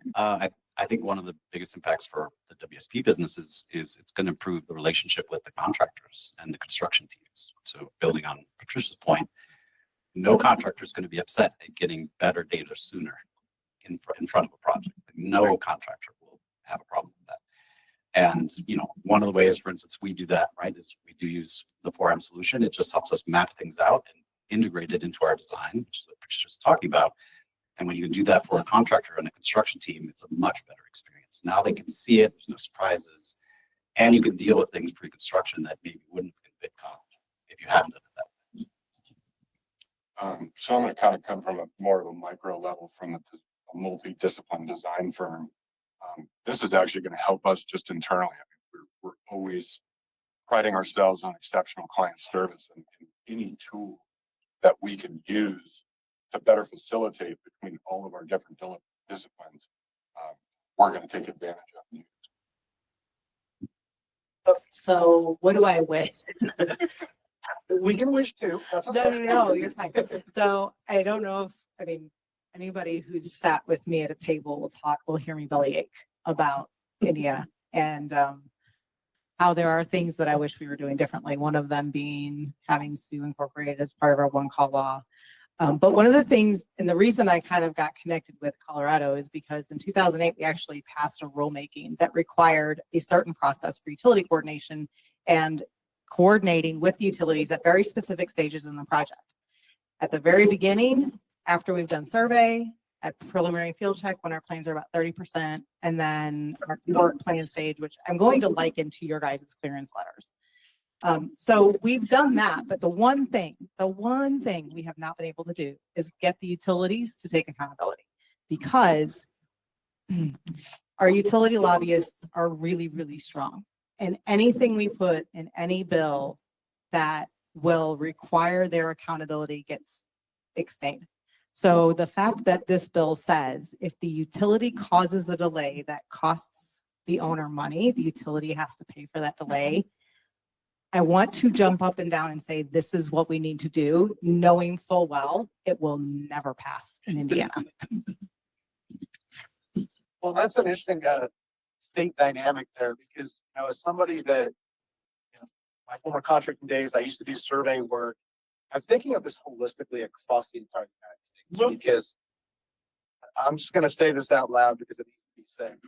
We have 50 countries here in the U.S. Well, 52 if you count DC and Puerto Rico. We have that autonomy at the state level, but then how do we get this kind of uniform standard? Because I'm sure, as a contractor, as a utility firm, and as design consultants here, you guys just don't work in one state. You work across state boundaries.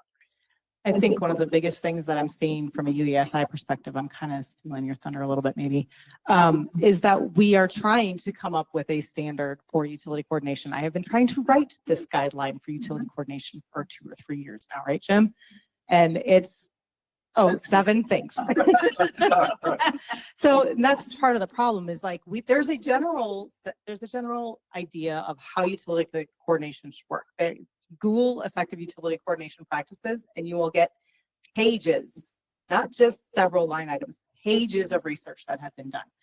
And the theory behind it, the way it's successful is pretty much standard wherever we go. But the problem is each state has their own way of making those things happen, and trying to standardize that is darn near impossible. So trying to educate on, hey, here's the things that really, really work well. That will work well for municipalities, that will work well on locally funded projects that are 100% local funds, and your federally funded projects where you're working with your CDOT partners to do that. But standardizing it across the nation is really, really difficult. I totally agree. And I think with digital technology, we have the opportunity to get there. In a lot of the smaller countries, like European countries, they're like Norway is one good example. We tout a lot of Trimble because they do a lot of great things, but they're also the size of like Virginia. And so we have a different dynamic here in the U.S. that we look at politically and getting laws passed in place. So I want to move into some more specific questions that you guys kind of gave to us to kind of talk through. So Jeremy, I'll start with you first. As a major contractor, how does Kiewit foresee this bill affecting project timelines and budgets for road improvement projects? So overall, we feel that it's going to end up reducing our timeline because we're incorporating the SUE and the utility coordination and the design and the construction all from the beginning of the projects. But being able to use this as a lever, not just we're saying this is what you should do. We're saying that, this would be the best way to go about it, but actually having something to reference that is, legislative to say, hey, here's the guideline, here's how we could improve it and speed up the delivery of the project, increase the safety of the workers and the delivery of the project, and give you a better product at the end. So Patricia, you're getting Matt's question. but they should be generic. It's okay. All right. So, I can manage it. I figured you. So, given your experience in utility coordination, how should municipalities rethink their current coordination strategies under this bill? Well, most municipalities that I've worked with, utilize our consultants. They don't necessarily have a background in utility coordination. They don't have any kind of history in that, excuse me. So if they are going to be doing the utility coordination, they need to be educated. They need to understand what it's all about and where the risks are. We at T2, we do a lot of lunch and learns and try to get information out there to municipalities and consultants alike about subsurface utility engineering and the value in it. So I think that would be where I think that they would benefit. Time to Jim's educational comment too. It's a big part of that as well. So Ed, on the WSB side, how is WSB integrating technology, digital tools to help municipalities and contractors meet the bill requirements? Now, I know that may not be in Colorado specifically, but talk about Minnesota and other states. Yeah, I mean, I think bills like this are amazing because there is a scale factor in helping not just the state owner, but all the local agencies, right? There are actually a lot of states, let's say Minnesota, California, Texas, New Hampshire. They're going to what they call a statewide asset registry, which I think is a brilliant idea, right? If we're going to spend all this money and all these agencies and all these taxpayer dollars to collect all this information, it should be available to all the agencies that need access to it. And that's the direction I think you're going to see all 50 states, right? Go. They're going to have to watch the leaders, right? And see the benefits. But I think they'll come. And I think that's going to help us in terms of the better that data gets, the better that data sharing gets, then the contractors benefit. Design engineers can design off of real data instead of, I hope this is right because it's from 10 years ago, right? Type of situation. The more real we can make the existing conditions with our projects and tie that into design and SUE and everything else, the less risk we have when we do projects.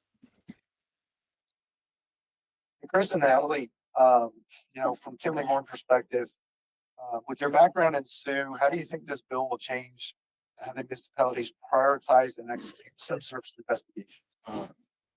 I kind of go along with Jim and other comments about the educational piece. I think this is going to help propel that educational piece and really inform municipalities who don't have the manpower or the people or the resources to commit to understanding SUE when it first came out.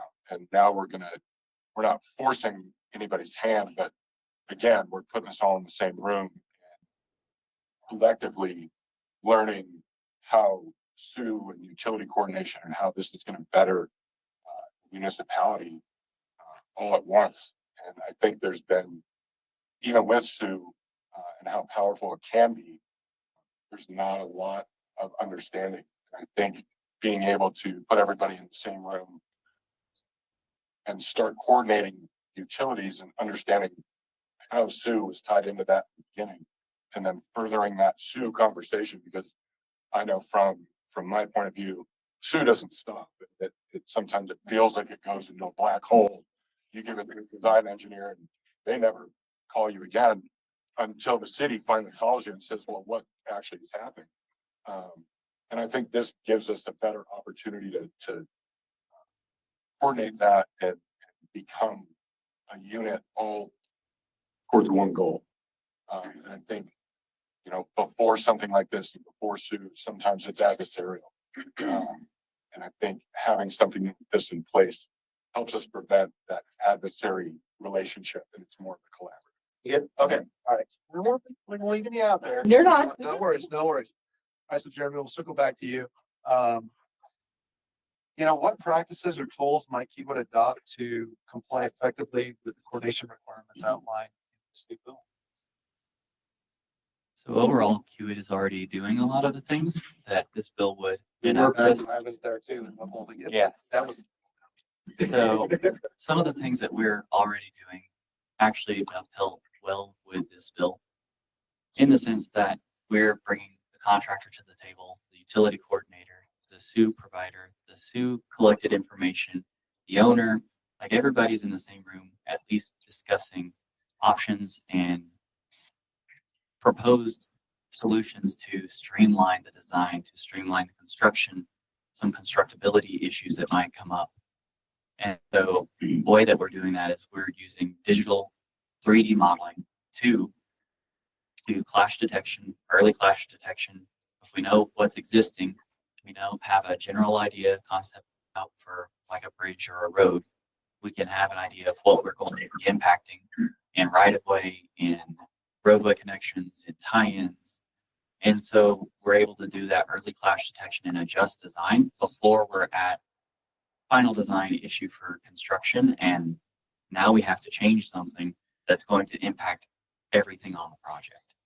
And so by doing that early detection, now it doesn't resolve every conflict, but it at least allows us the opportunity to work through that as a group and as a collaboration rather than just individually and everybody's at each other's throats about it. Yeah, I agree 100% because historically, Chris, you were mentioning adversarial before, the historic, right? We've grown up in the last, I'm just thinking of my lifetime, 50 plus years of being in this construction design space. Not when I was a little kid, but I grew up a little bit. It's been historically, we've been set up to be adversarial, but now with today's kind of technology and the process, the contract delivery methods, we have the opportunity to change that and make some improvements.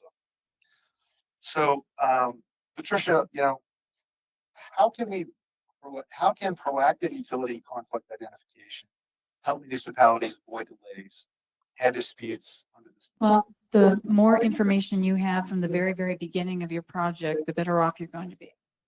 So if you can have a good, thorough data collection, going back to what you said, good data, thorough data that has been collected through the means of following ASCE 38. And if you have a good, solid database, then you take the design that you have and you look at that together, and then you're going to see where those conflicts are at an earlier stage. And now you are informed about where those conflicts are. And now maybe you can change your design early on, and it won't cost you those delays and some other things. So giving this information to the municipalities so they have it, and again, making sure they understand the value that comes with that is really going to help and reduce risks and give them what they need. Appreciate that. So from a strategic viewpoint, you know, how will this bill shape the technology adoption and innovation within the broader infrastructure industry? Yeah, I mean, I think it already is. You know, I heard Rob talk about it. Like we're not just trying to capture utilities right up front in these projects, right? We need to do it during the project. We need to do it during inspections so that any field changes, right, are captured. And then those need to go into the maintenance and asset management, right, teams. They're going to manage that data and hopefully make it back available for planning and design again. I think that's not easy to do, especially when you're not a construction project, right? Controlled chaos. But that's where if you look at the successful countries, road authorities around the world that capture and update their utility networks, they integrate that process into the construction process. It just becomes a part of the process, and it has to. Like we lose a lot of data when we go into construction that doesn't get to maintenance teams or to asset management teams. We got to fix that problem. Great. And then, Chris, you know, from a Kinley Horn perspective, you know, what challenges and opportunities do you foresee in helping municipalities adhere to the new accountability standards set forth by this? I'm going to drop back and punt to Natalie because she's our utility coordinator expert. So she has been dealing with it far longer than any of us have. So. Okay, Natalie. Let's talk about a Colorado bill. So I've done a lot of easy for me to say today, municipalities projects. So I've done a lot of utility coordination on those projects. And I mean, I've said it already a few times. I'm just going to kind of be reiterating what I say, but the earlier you start your communication with the utility stakeholders, the earlier you start engaging with your STU providers in the project, you start going from where traditional methods, I have a slide in a presentation I give where you start with inaccurate information at survey, and every decision you make throughout that project, if you have inaccurate or incomplete information, it literally just snowballs. And you hand a set of plans to a contractor and you say, good luck, don't hurt anything. Well, and for some projects, especially when you have the federal funding involved, when you have a lot of environmental issues, right-of-way issues, you can start with survey and it's 5 years before you build a project. And if you aren't augmenting the data you're receiving in those 5 years, guess what happens? You have change orders, you have new utilities that weren't there when you surveyed it 5 years ago. Hello, broadband, right? You have utilities that have done some improvements on their infrastructure within that project area. So you are going to continue that snowball effect unless you're having that consistent communication with the utility stakeholders throughout the project. And I really do think that the steps that are outlined in this bill are going to help with that coordination effort that won't take away all the surprises, because I don't know that we can guarantee no surprises, but it will help to reduce the number of surprises that you might have during construction. Once she That's a says, risk diversion process, exactly. Completely agree. All right, so we're getting close to the end here. We got about a minute or two, I think. So I'll ask y'all, we get the 30-second rule here. As a closing question for everybody, we'll just go down the line here. You know, what's one thing you'd recommend municipalities and project owners, DOTs, cities, states, counties, all the above, do right now to improve utility coordination across Colorado or Indiana? I added that. Oh, thanks. So something that I've seen some of the successful municipalities carry through with this is having either monthly or bi-weekly meetings with the utility owners and utility stakeholders, actually having a meeting at the municipal building. You know, it's open to those stakeholders that are involved in CIP projects, but it also gives an opportunity, like talking about earlier, with a broadband and proprietary information, but they can come forward and say, have an opening to talk to the municipality and say, hey, we have this potential project coming up. How could that impact? You can see what other projects are happening around your project and be aware of what's happening within the locality that you're working in. That is awesome. That is awesome. That's awesome. Denver does it probably better than just about any municipality because they have monthly coordination meetings with their stakeholders. And they come to the table monthly and talk about what's going on in their projects and making sure that everybody knows what the utility owner is getting ready to install or change and what projects are happening in the Denver metro area. But I'm going to go back to piggyback on that, but also to reiterate, making sure you have all the right players at the table. Got to get all the right people to hear the same message. Blocking in the room, but you've got to make sure everybody hears it, because if just one person hears it, the right person may not have heard it. So making sure you get all that message out to everyone. Yeah, I mean, I think, and I heard this again in the earlier panel, if you're a municipality, a city, right, and you're dealing with this, it could be daunting, right? You kind of go into analysis paralysis. I don't understand it. I need to get educated, then I got to figure out how to do it. But you don't have to start from scratch, right? You've got great resources in the state, especially, right? Like Rob and his team, like they can help you through that. Rob's helped MnDOT as an example, right? And part of that is even getting, for instance, buy-in across your organization, right? If your executive team doesn't understand the value of it, you're going to have trouble with it, right? At that level. So Rob helped, for instance, get that raised up within the MnDOT executive team. They got the value of it, but it's easy when you start from, you're not starting from scratch. You have somebody that's already done it, felt the pain, proved it. I also think it's important, right? If you're a municipality, you got to get your field people on board with this, right? And again, that goes talk to some of Rob's field folks. Why do they like it? Let's help them, right? Like you don't have to start from zero. It's really what it comes down to. I've started from zero. That's not I would have to say what John said with Denver. I say one of my biggest challenges, I think that really helped or as it does, is getting a hold of the right person. Having the right people runs one thing, but if that person leaves, what do you do then? I think some type of updated contact information with utility owners, with your supervisor, with your designer.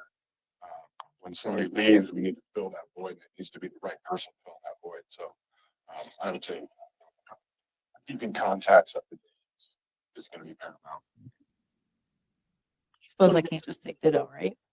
I could. think one of the I'm not things gonna that hold you. municipalities can do is figure out what the process looks like for them internally and communicate that to the utilities within your area, as well as the consultants that you're going to be working with. There is nothing that precludes you from using this bill to say, okay, we're going to start communicating with utilities at X point, and we're going to have check-ins at certain points, and making that part of it process so that the expectation is there amongst your team, whether it's your internal staff, it's the utility stakeholders, it's your construction staff, it's your consultant staff. Everyone kind of knows what the expectation is, and there's a built-in level of accountability to do that as well, that, hey, we need you guys to kind of respond in a certain amount of time. So, you know, having a process where everyone is, it's very clear what the expectation as a result of, like, what the responses are as a result of the questions at certain points. And then the other thing I would do is start with early coordination meetings with your utility stakeholders. Get a list of questions about each utility that your utility coordinator is going to be asking, like, what is this? How important is it? How long will it take you to relocate? Rob's got a great template for that, for early coordination meeting questions.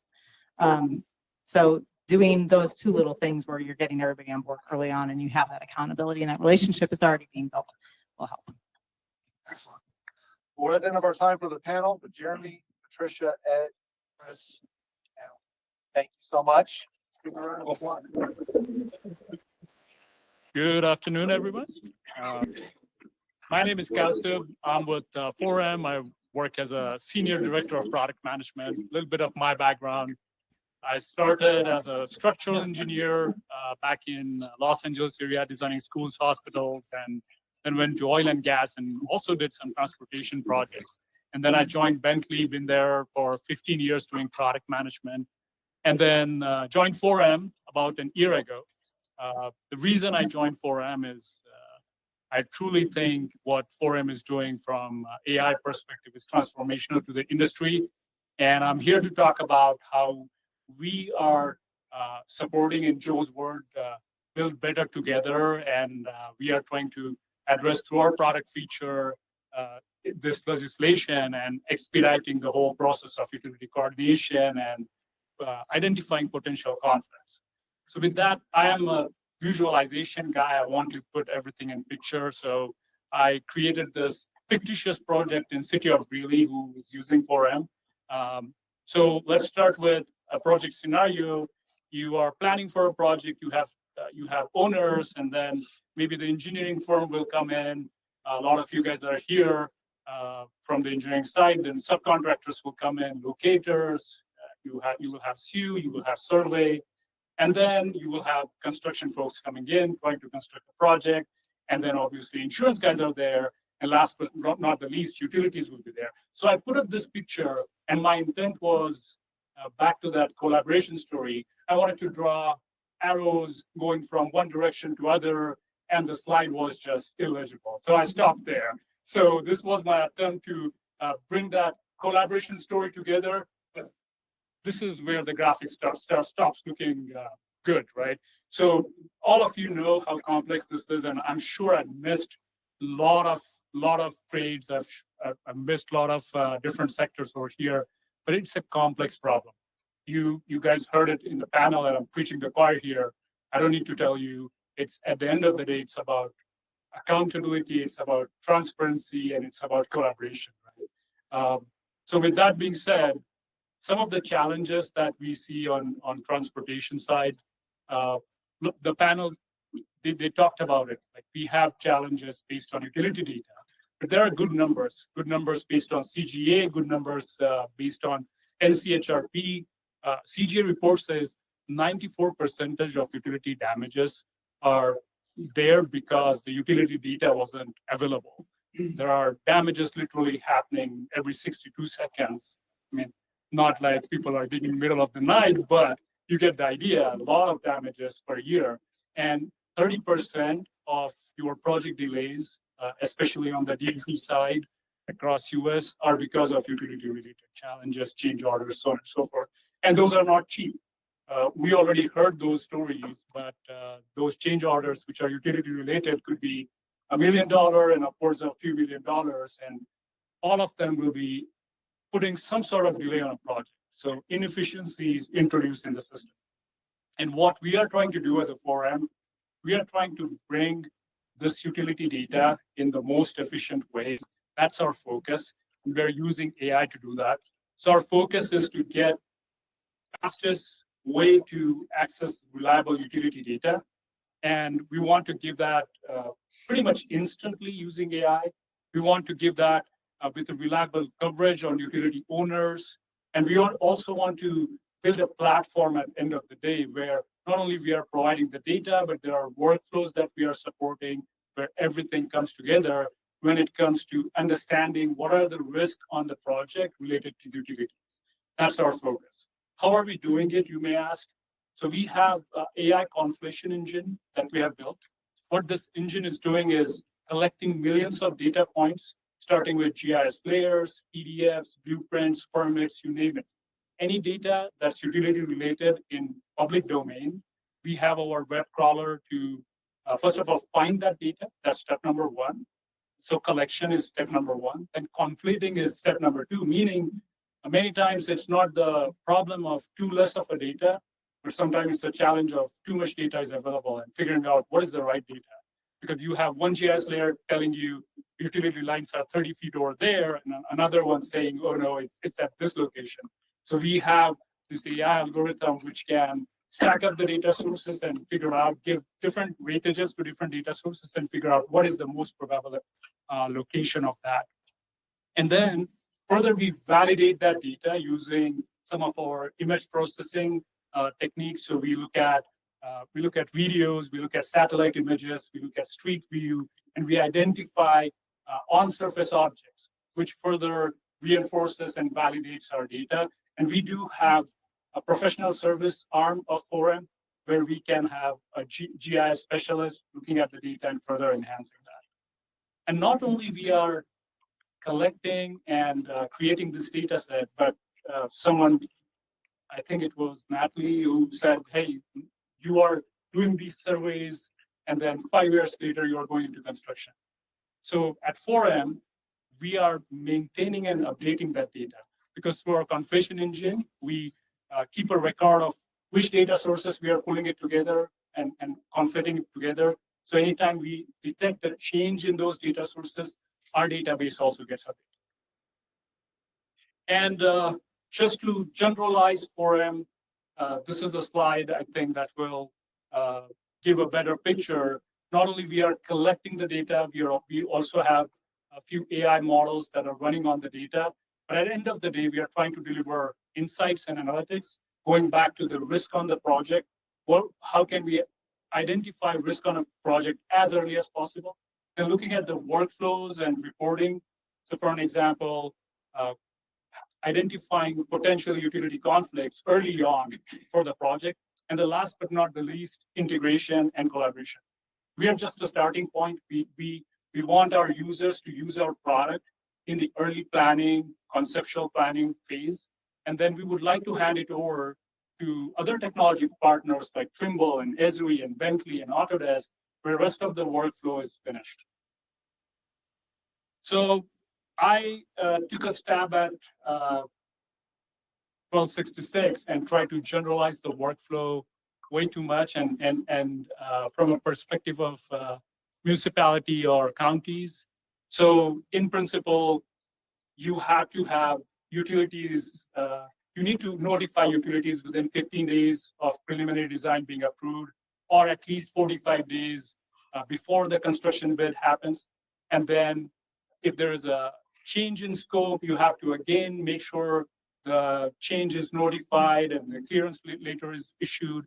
And once the work is complete, you need to go through a post-construction workflow. So in this very generic workflow, I think 4M can really benefit in that preliminary design approval, creating a conflict matrix very early in the project. Then also making sure that conflict matrix is coordinated with utility owners. That's where we can come into play.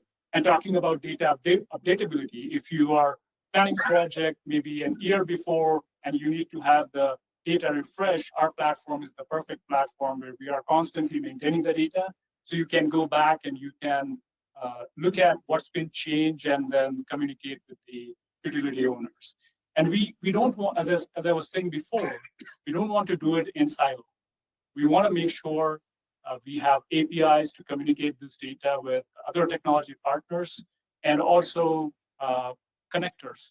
So I think someone mentioned like a 3D clash detection. So the connector, that's our vision, where we will take a 2D map data, convert it into a 3D data, and then have it integrated with either Trimble or Esri or Bentley technology, where you can pull in your preliminary design and look alongside with 3D utility map and then compare and check the results. All right, with that being said, let me quickly jump to the product. I want to give you a quick product overview. I know I talked a lot about AI, but let's see this in action. And once we are done through the product overview, I will also showcase the integration part of it. And then we will, maybe if time permits, we will have a few questions. So I'm in Denver area. Let me just create a new map. So I am zooming on to a random location. And you can just start drawing a polygon anywhere that you want on our pre-map states. We have 14 pre-map states now, and we are constantly adding a state per month. So what that pre-map state means is we are conflating all the data at a state level and creating a base map. So we are racing towards finishing 20 plus state by end of this year. So let's give it a name. Let's say this is our road planning or conceptual study, and click on this utility data. So within a matter of seconds, you can see the utility data getting pulled in. This is all live, and there are a few updates. So here's just a notification that this data will also get enriched within 48 hours using some of our advanced AI techniques.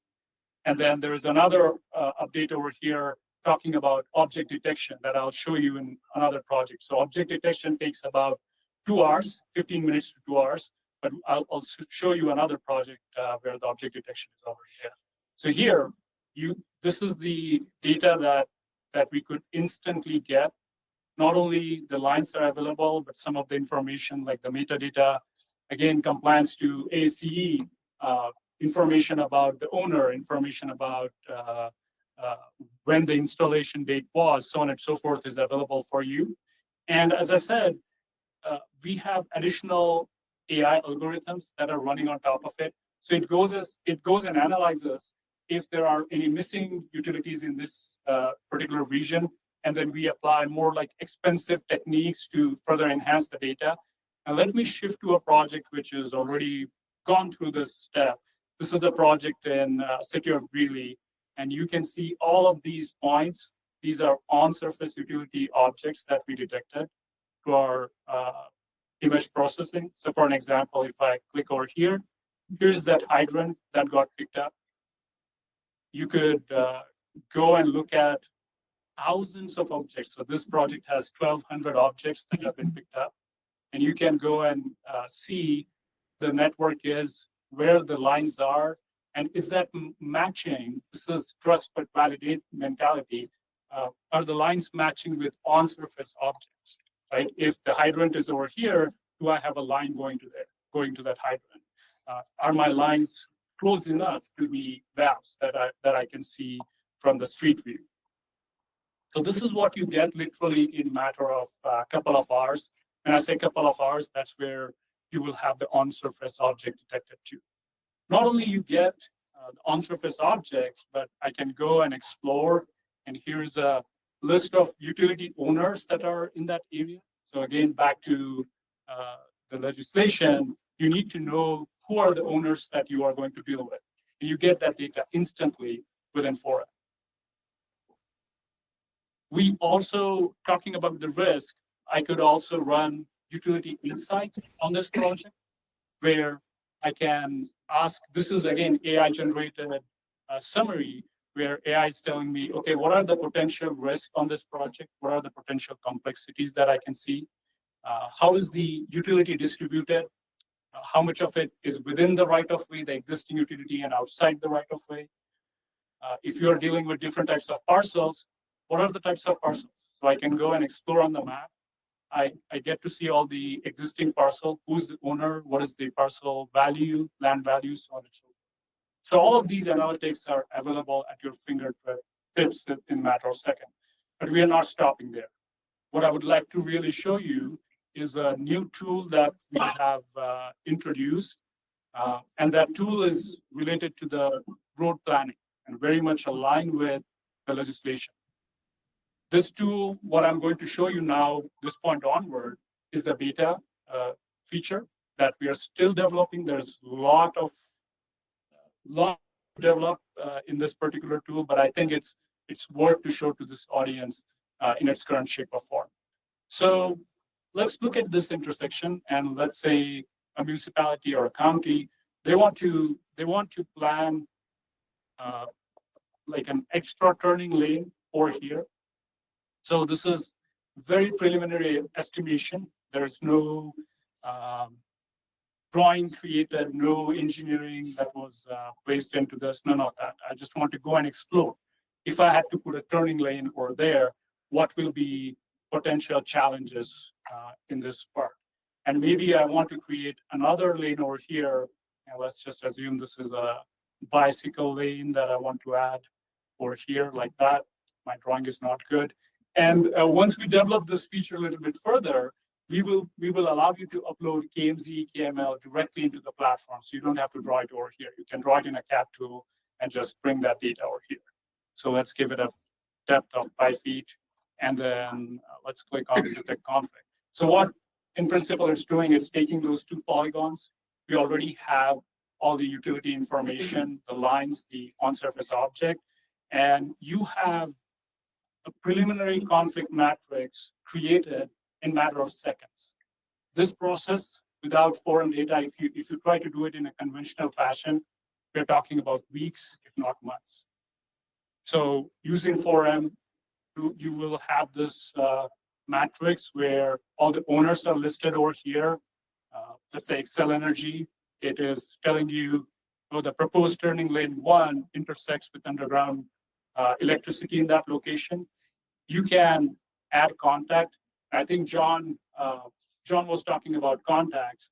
What the next evolution of product is, we will try to auto create a directory of contacts in 4M itself. So this utility conflict not only will be generated like this, we will also suggest, hey, here is a potential contact for this utility in this particular location. For now, let's just fill up someone like ABC at Excel Energy, excel.com. So that will be my contact. You can assign this communication is in progress. You can add more comments, so on and so forth. And we will be also enabling this on the map, meaning you can go to that specific conflict. So imagine you have a larger project where there are not only 2 turning lanes, but it's much more comprehensive. You will be able to go through the conflict one by one. And I'll talk about where we are seeing this feature evolving. So back to the tracking portion that Jim was mentioning, using this digital approach, you can track, okay, what are the conflicts? Who's the utility conflict that you can share it with? When have they accessed the particular conflict in foreign platform? Were there any comments? So there's a complete series of audit trail that we can build on foreign side that you can use to track and identify, okay, using this early method of potential conflict, what was the impact on the project? So we as a platform will be able to do it at a large scale. So that was the utility conflict matrix part. And I want to quickly show you another part, which is integration. So as I was talking in my presentation, we understand that 4M will be a tool which can be used at the early phase, at the concept phase, at the planning phase, but then rest of the work will be completed with our tech partners like Esri and Trimble. So here we have built an integration. So this is a web feature service integration for now, but it will expand into more types of APIs that we will support. Now let me switch to an Esri map. So here I have already pulled in the line data, but for the demonstration, I will try to pull in the data for points, the on-surface features. So here it detected its WFS OGC, click on next, increase this, and instead of pulling in lines, let's pull all the points from 4M. So within a matter of seconds, we got the points. Let's make sure the style over here is a little bit better than what we have. So let's assign that by subsector. And there we go. So I got done over here. Yeah, so not only you got the lines with metadata, so you can click on a line, look at the metadata, where it's coming from, but also I got these points. So both lines and points can be streamed into Esri, can be streamed into other CAD tools. And yeah, you start continuing your workflow, maybe 30% design, 60% design in other tools, and that's still seamlessly possible. All right, with that being said, let me jump back to presentation. And yeah, so as I was talking about this process, there's a lot more to build with the workflow that I just demonstrated. We will have audit trail, we will have follow-ups, we will have AI-generated coordination emails, all within our platform. So if you think of what workflow is required for the legislator, and if you look at it through the manual way of doing it, you are going through multiple steps trying to coordinate with utility owners through emails and maintaining all of the data in Excel, because now it's required by law for you to track how that coordination is going. With 4M platform, all of this will be done digitally within single product. So you can go back and you have low risk of non-compliance using 4M. But to wrap up my presentation, again, going back to some of the points that were discussed, to build great infrastructure, we need great collaboration, great accountability, and great transparency. So 4M is trying to be the best player and build better together, in Joe's word. And we want to make sure we are collaborating with all technology partners. Not only that, we are collaborating with audience like you, with our users, with our partners at DOT and cities. So with that, we would really love to get your feedback, to get your input on what you saw with that feature. If any one of you are interested in trying out that feature in beta mode, please reach out to us. We'll be more than happy to include you. And reach out to Justin for more information about this. So yeah, any questions from the audience? I am the design engineer on that project using your information. It's extremely helpful. All the utility relocation that's involved. He's a plant. There you go. It's a magic show. That's our plan. Yeah, we really appreciate it. Thank you. So are railroads included in the data that you, like, how do you obtain, hey, you're intersecting a railroad? They have their own utilities as well.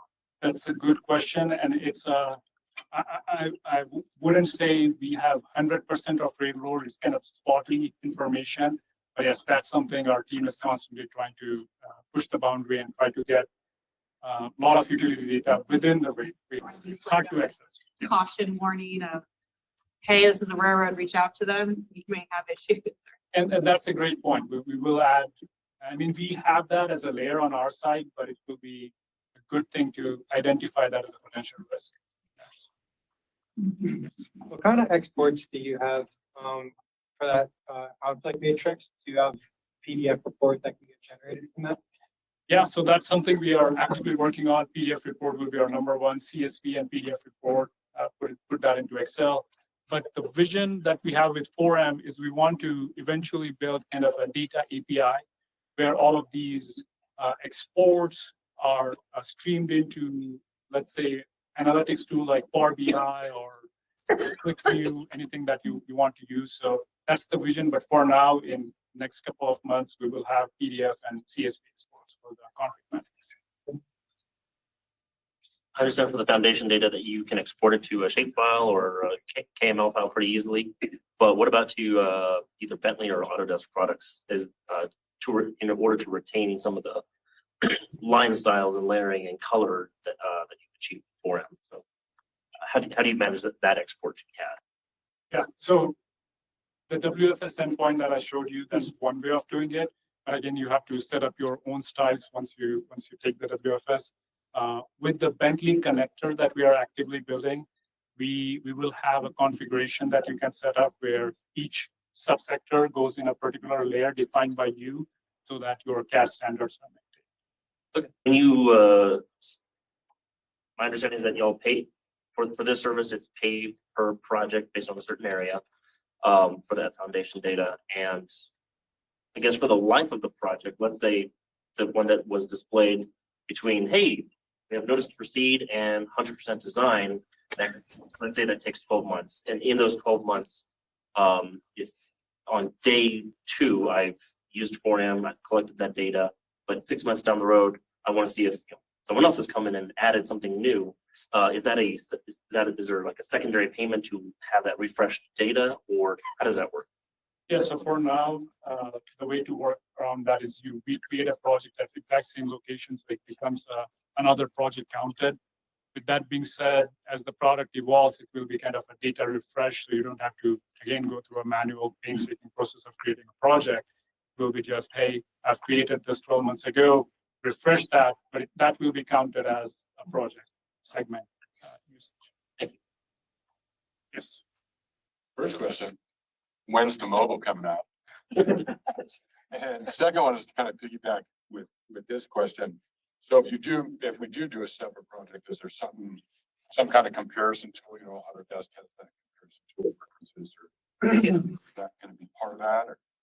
Yeah, great question. First of all, on mobile, Joe is, with his Hunter, and then he will have you finish it very soon. I'm just kidding. I think what he's trying to say is if he says 12 months, I'm going to say 6 months.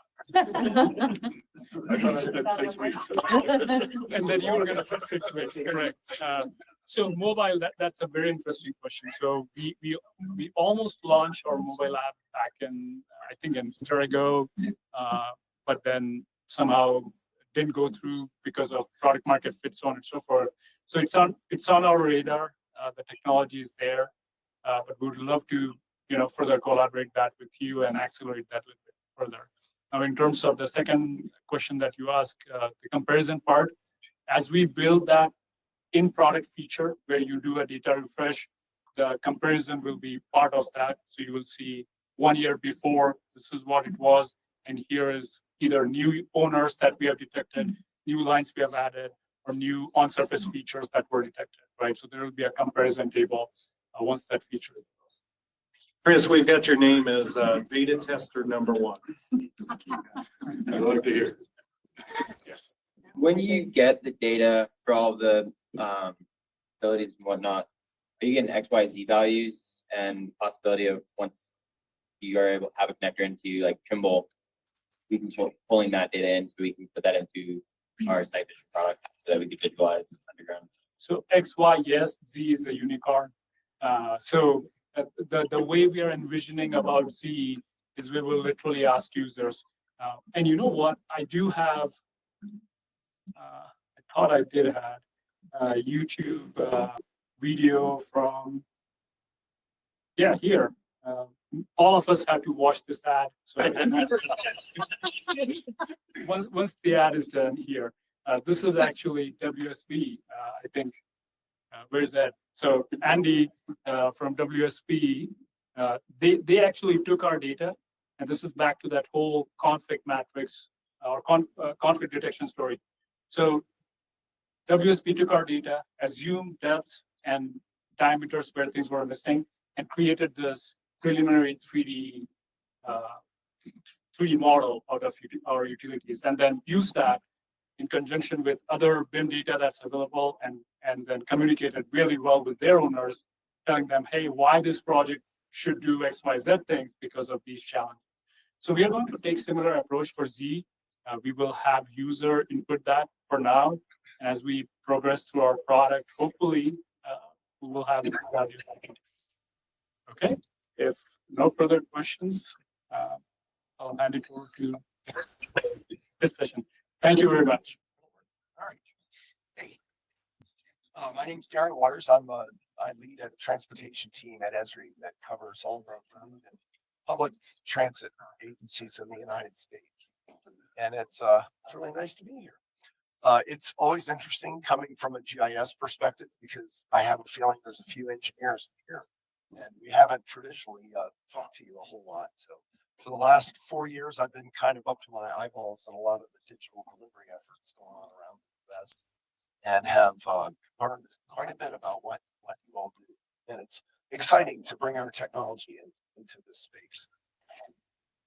So the first thing as a GIS professional, I just want to say this data is beautiful. It's awesome. It's spatial for one, which obviously excites a GIS person. But there's also some attributes on it. So it starts looking a lot like a feature class to us, and we can start doing all kinds of things with it. As a person who's been spending more and more time with the engineering community, I also have realized, as we've heard on the panels and Kasu's presentation, some of the challenges specifically with underground utilities. So it's very exciting to see this kind of data coming about. It's been hard for us and our user community to get underground utility data. So it's really cool to have a source of this data. And again, this is the data having been brought in very much like just showing through the WFS service and providing an area of interest that allowed us to access the data. And again, it's in the GIS format in ArcGIS so that you can start doing all of the things that you can do with ArcGIS. What's interesting is this whole thing started with a very simple little spatial feature in the area of interest. It was nice drawing that little interactive one. We've been talking about how do we get something drawn maybe in ArcGIS and passed over and get the data back into ArcGIS. But this simple little feature reminded me of a product we've been working on, a solution we've been working on for quite a while to help people with infrastructure investment. And we built these tools to help people get a list of all of their potential projects, whether they're coming from the asset management, pavement and traffic or other systems, or they're coming from the local governments through the TIP and STIP processes. But building a system that allows us to inventory all of the potential projects and starting to do analytics on them and scoring and prioritization to choose the projects that we're actually going to fund. And the reason that popped into my head is the very first thing we do in that system is we figure out the area of interest. And I was thinking, what a great dovetail to have our infrastructure investment tools be able to define that area of interest and immediately get access to all of the underground utility data that could be used in the evaluation process. And as I've heard at least 3 or 4 times, the earlier you can get that information out to the utility owners, the better things are going to be. So if it's right, like you're even evaluating the potential of a project happening, I think that's about as early as you can possibly do that. We originally built this tool for state DOT. So this first screenshot is showing using their linear referencing system to define the extent of the product. But you can see up in the top right a few different ways to draw the polygons the way Costume was doing. And for local governments, they don't necessarily use linear referencing. So we needed to be able to support other ways to establish that project area of interest. This product was most recently installed down in Miami-Dade, and they were very interested in capturing right up front where their projects were actually located, so they could start using it for collaboration and communication. So that once we get that area of interest in this tool set, the second thing we do is start running all sorts of analytics and geoprocessing tools to do some of the preliminary work that gets done to evaluate the viability of a product. With Massachusetts DOT, they had about 8 different departments that got the initial project initiation form. And all 8 departments started working on their evaluation from their particular business area. And what they found out is it was costing them potentially $100,000 in people time to go through those 8 departments. And some of them would get shut down. Like if the environmental people said there's no way there's going to be a project here, then it wasted all those other people's times. We found out we could automate about 90% of that preliminary work, and we did it through these geoprocessing steps.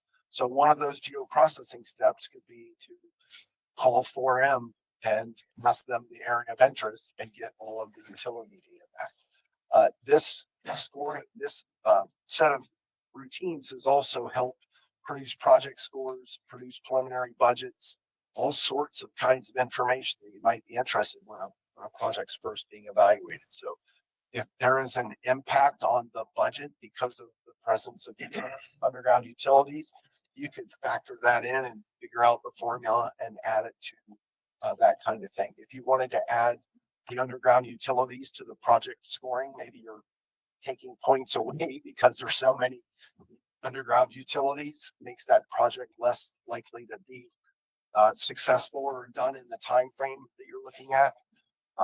You would have the ability to pull all of that stuff together. So any of the spatial analytical functions or database functions that we support can be put into those geoprocessing tools. So here's that clip, zip, and ship. That's what we call it, where we send a data set of polygon, we clip out the data that's inside that polygon and zip it up, and we ship it to someone, which is pretty much what you were showing to get the 4M data. It's a default function in ArcGIS. This is from IODT's open data site, but you can see that project outline, polygon, whatever you want to draw. And this was extracting 15 high mast light poles from a data set of 10,196. But it just shows you that you can get access to the data that you need.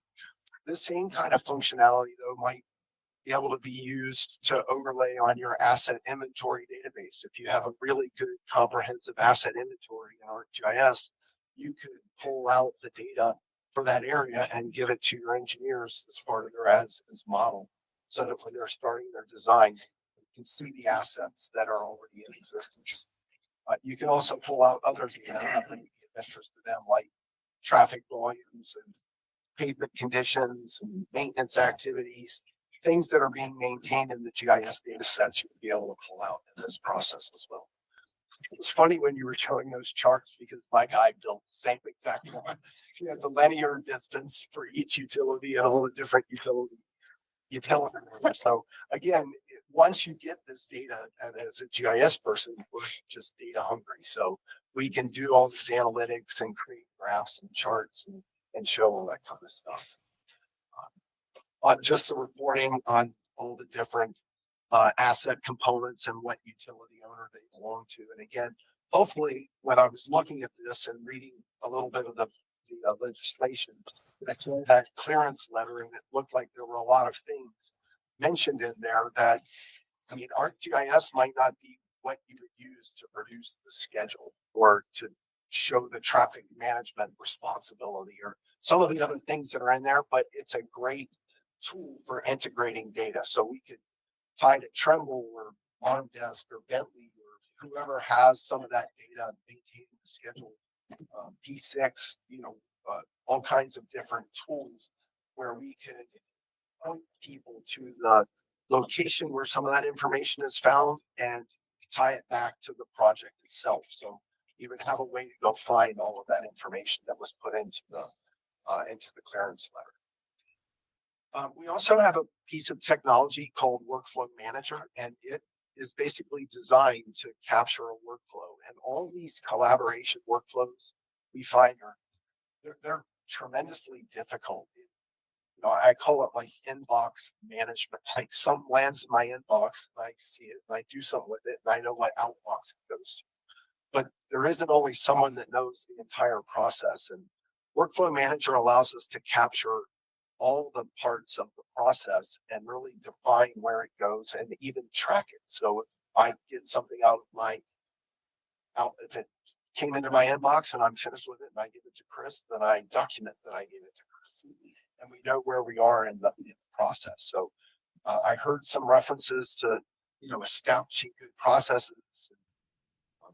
Godfather said something about being able to measure and track all this stuff and evaluate. And I think a tool like this would help you be able to really collect information about what's going on and how all this interaction and collaboration is helping pay off. We also have tools that allow you to do a lot of collaboration.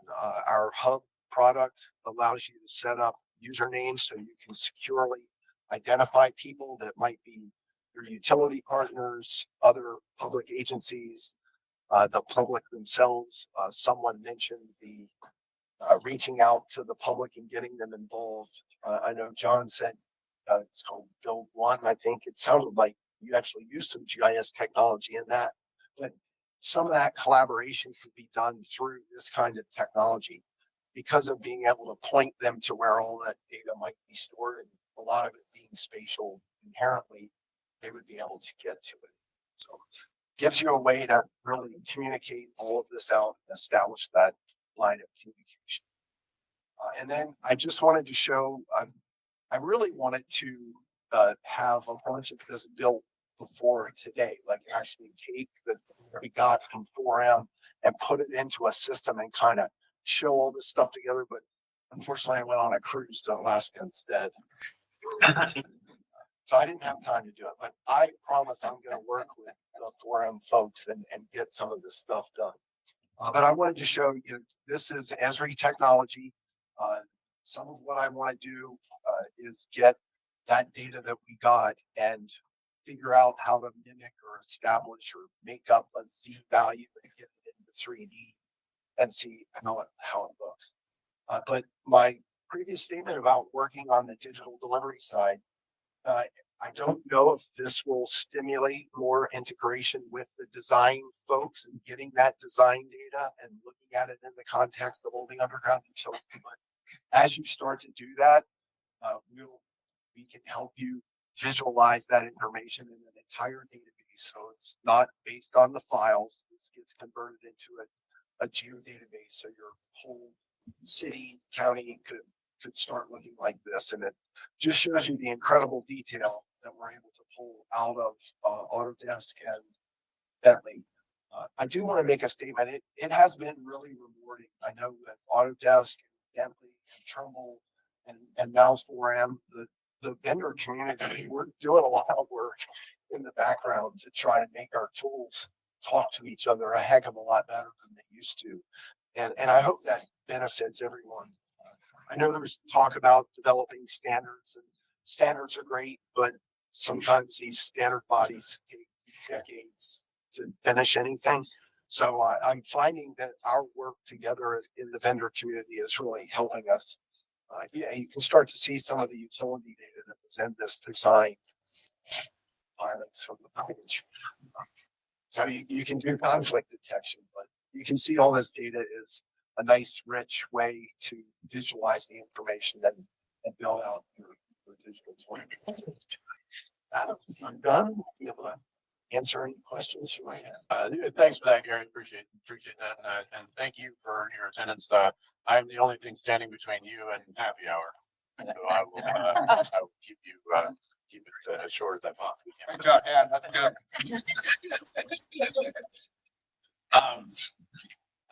I don't want to get too far into each and every individual Trimble solution or feature function that in support of this new legislation. But what I do want to do is kind of give you an insight into the vision that we have at Trimble now. I represent a group today that is uniquely focused as a new thing inside of Trimble on the utilities business. typically we've been very product focused and very, call it horizontal across all sort of disciplines. But we are now focusing on different vertical industries. The utilities industry is one that's very, very important to us because it's important to you. So what I'm going to talk to you about today is kind of the Trimble vision through the lens of the utilities business that we now see at our organization. So our goal here is to provide these solutions to you that are pointed that solve the challenges that you have, not just as a generic surveyor or a collector of data. You are a SUE professional, or you are delivering projects to your constituents, and we are in service of those things specifically at Trimble. But what I will say, and I stand here very proud to say this: we are better than anyone at connecting the physical and digital world. We have tools across the breadth of data collection capabilities that enable you to take data that Forum has generated for you in effortless fashion, but then bring that out into the field and action it in terms of verification or augmentation. We have tools that can enable you to do that. And one thing I'll say, Gary, I couldn't agree more that the vendor community has embraced the need to communicate with each other in a way that we haven't before. We are not the Trimble silo.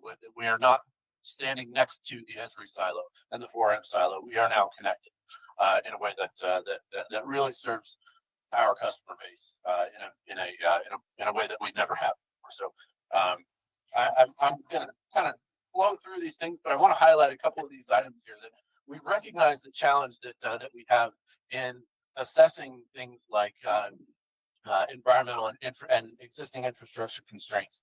Right? We understand that that's the challenge. We have the tools to generate data sets that are both comprehensive and rich, that allow you to extract knowledge or analytics that support your projects and in ways that reduce risk, that help you deliver on time.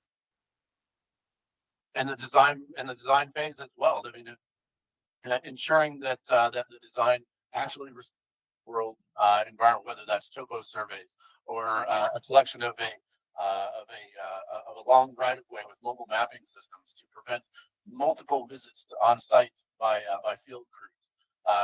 We can bring together our technology with your outputs in extremely efficient but very rich fashion, and connect the results of those outputs to your downstream processes that in support of your project delivery. Right on through the construction phase, where it was mentioned earlier, maybe how can we put existing utility information on the machine and prevent line strikes by stopping the machine before it comes in contact with something with a known utility. How many line strikes would that? How many utility strikes would that prevent every year during every project? How many lives would that save? How many dollars would that save across a project? And onto the operations and maintenance, the geospatial and field systems and the data collection component of Trimble is just half of what we do. The other half is the ongoing operations and maintenance with our Unity systems, which are you may formerly know as CityWorks, or the eBuilder platform, are the long-term asset management systems, connecting our front-end systems to the long-term life cycle of the assets that we're constructing is core to the Trimble mission. And just a quick screenshot of all of the different various technologies from office software like Trimble Business Center and field software like Trimble TerraFlex and Access. Different phases of the project, different outcomes require different solutions, and we're putting these things together for you so that the right tools in the right hands, the right person at the right time.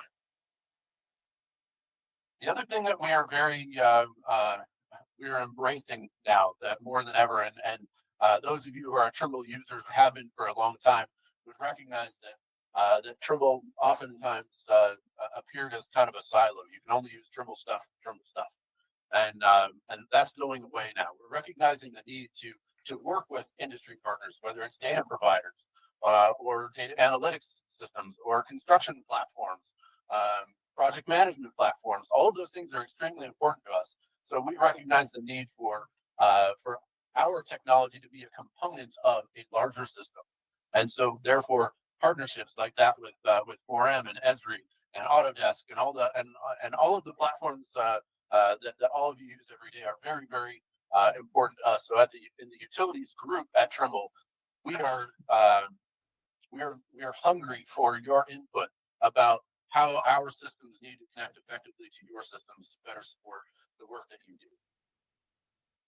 Because after all of that, if we generate the type of data that make you successful, that makes everybody, our customers, your customers, all much happier at the end of the day.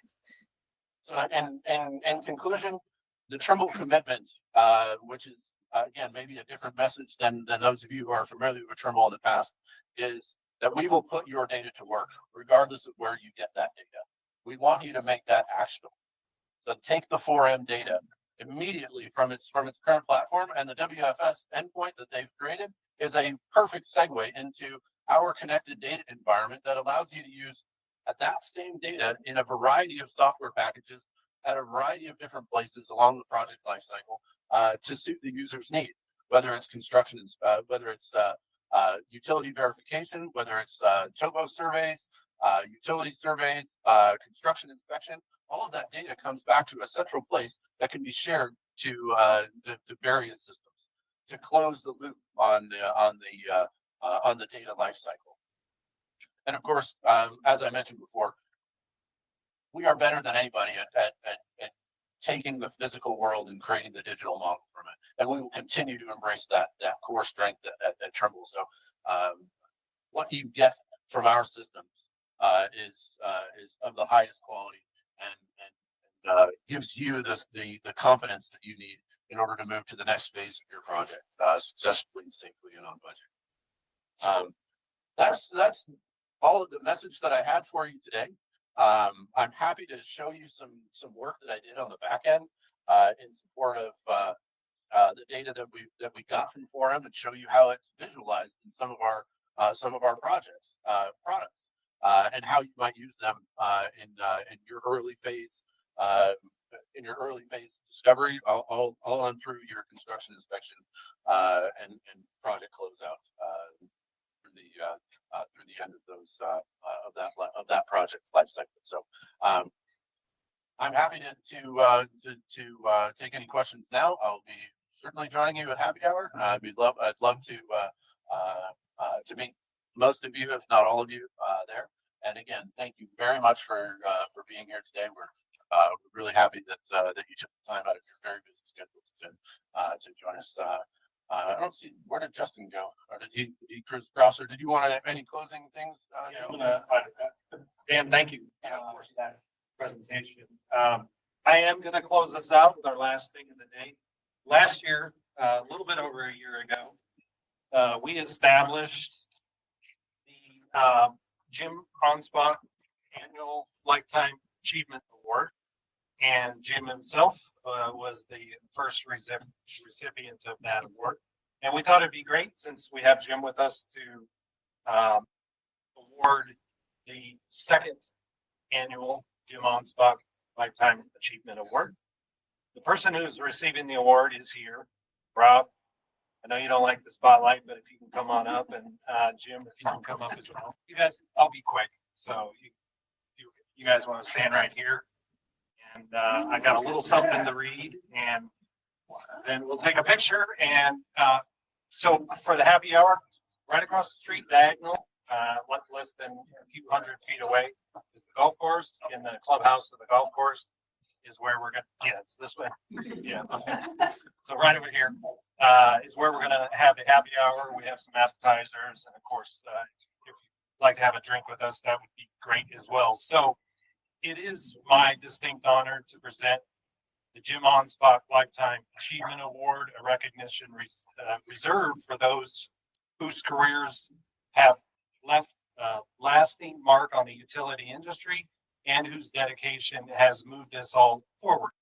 This year, we recognize Rob from CDOT, a true pioneer, leader, and advocate for innovation in transportation and utility coordination. Rob has not only advanced utility practices across our state here in Colorado, he's influenced the national conversation as well. He's built more than just utility infrastructure. He builds trust, he builds momentum, and a legacy of progress that we all benefit from. On a personal note, I have the opportunity to travel all over the US and talk to a lot of DOTs, a lot of engineering companies, and so forth. And for whatever reason, Rob's name always seems to come up in those conversations. I don't know if he knows that or not, but every time they do come up, I send him a text, hey, Rob, you were mentioned in Mississippi or Michigan or all over the place. So whether it's admiration for his work, appreciation for his insight, or stories about his collaboration, his impact is felt far beyond the state lines of Colorado. I will, however, reserve the right to share some other interesting stories that I hear about Rob for more of a private setting over a beer or two. So, Rob, your work embodies the spirit of the award, and your influence will continue to shape the utility field for years to come. So please join me in recognizing and congratulating Rob as the 2025 recipient of the Jim Anspach Lifetime Achievement Award.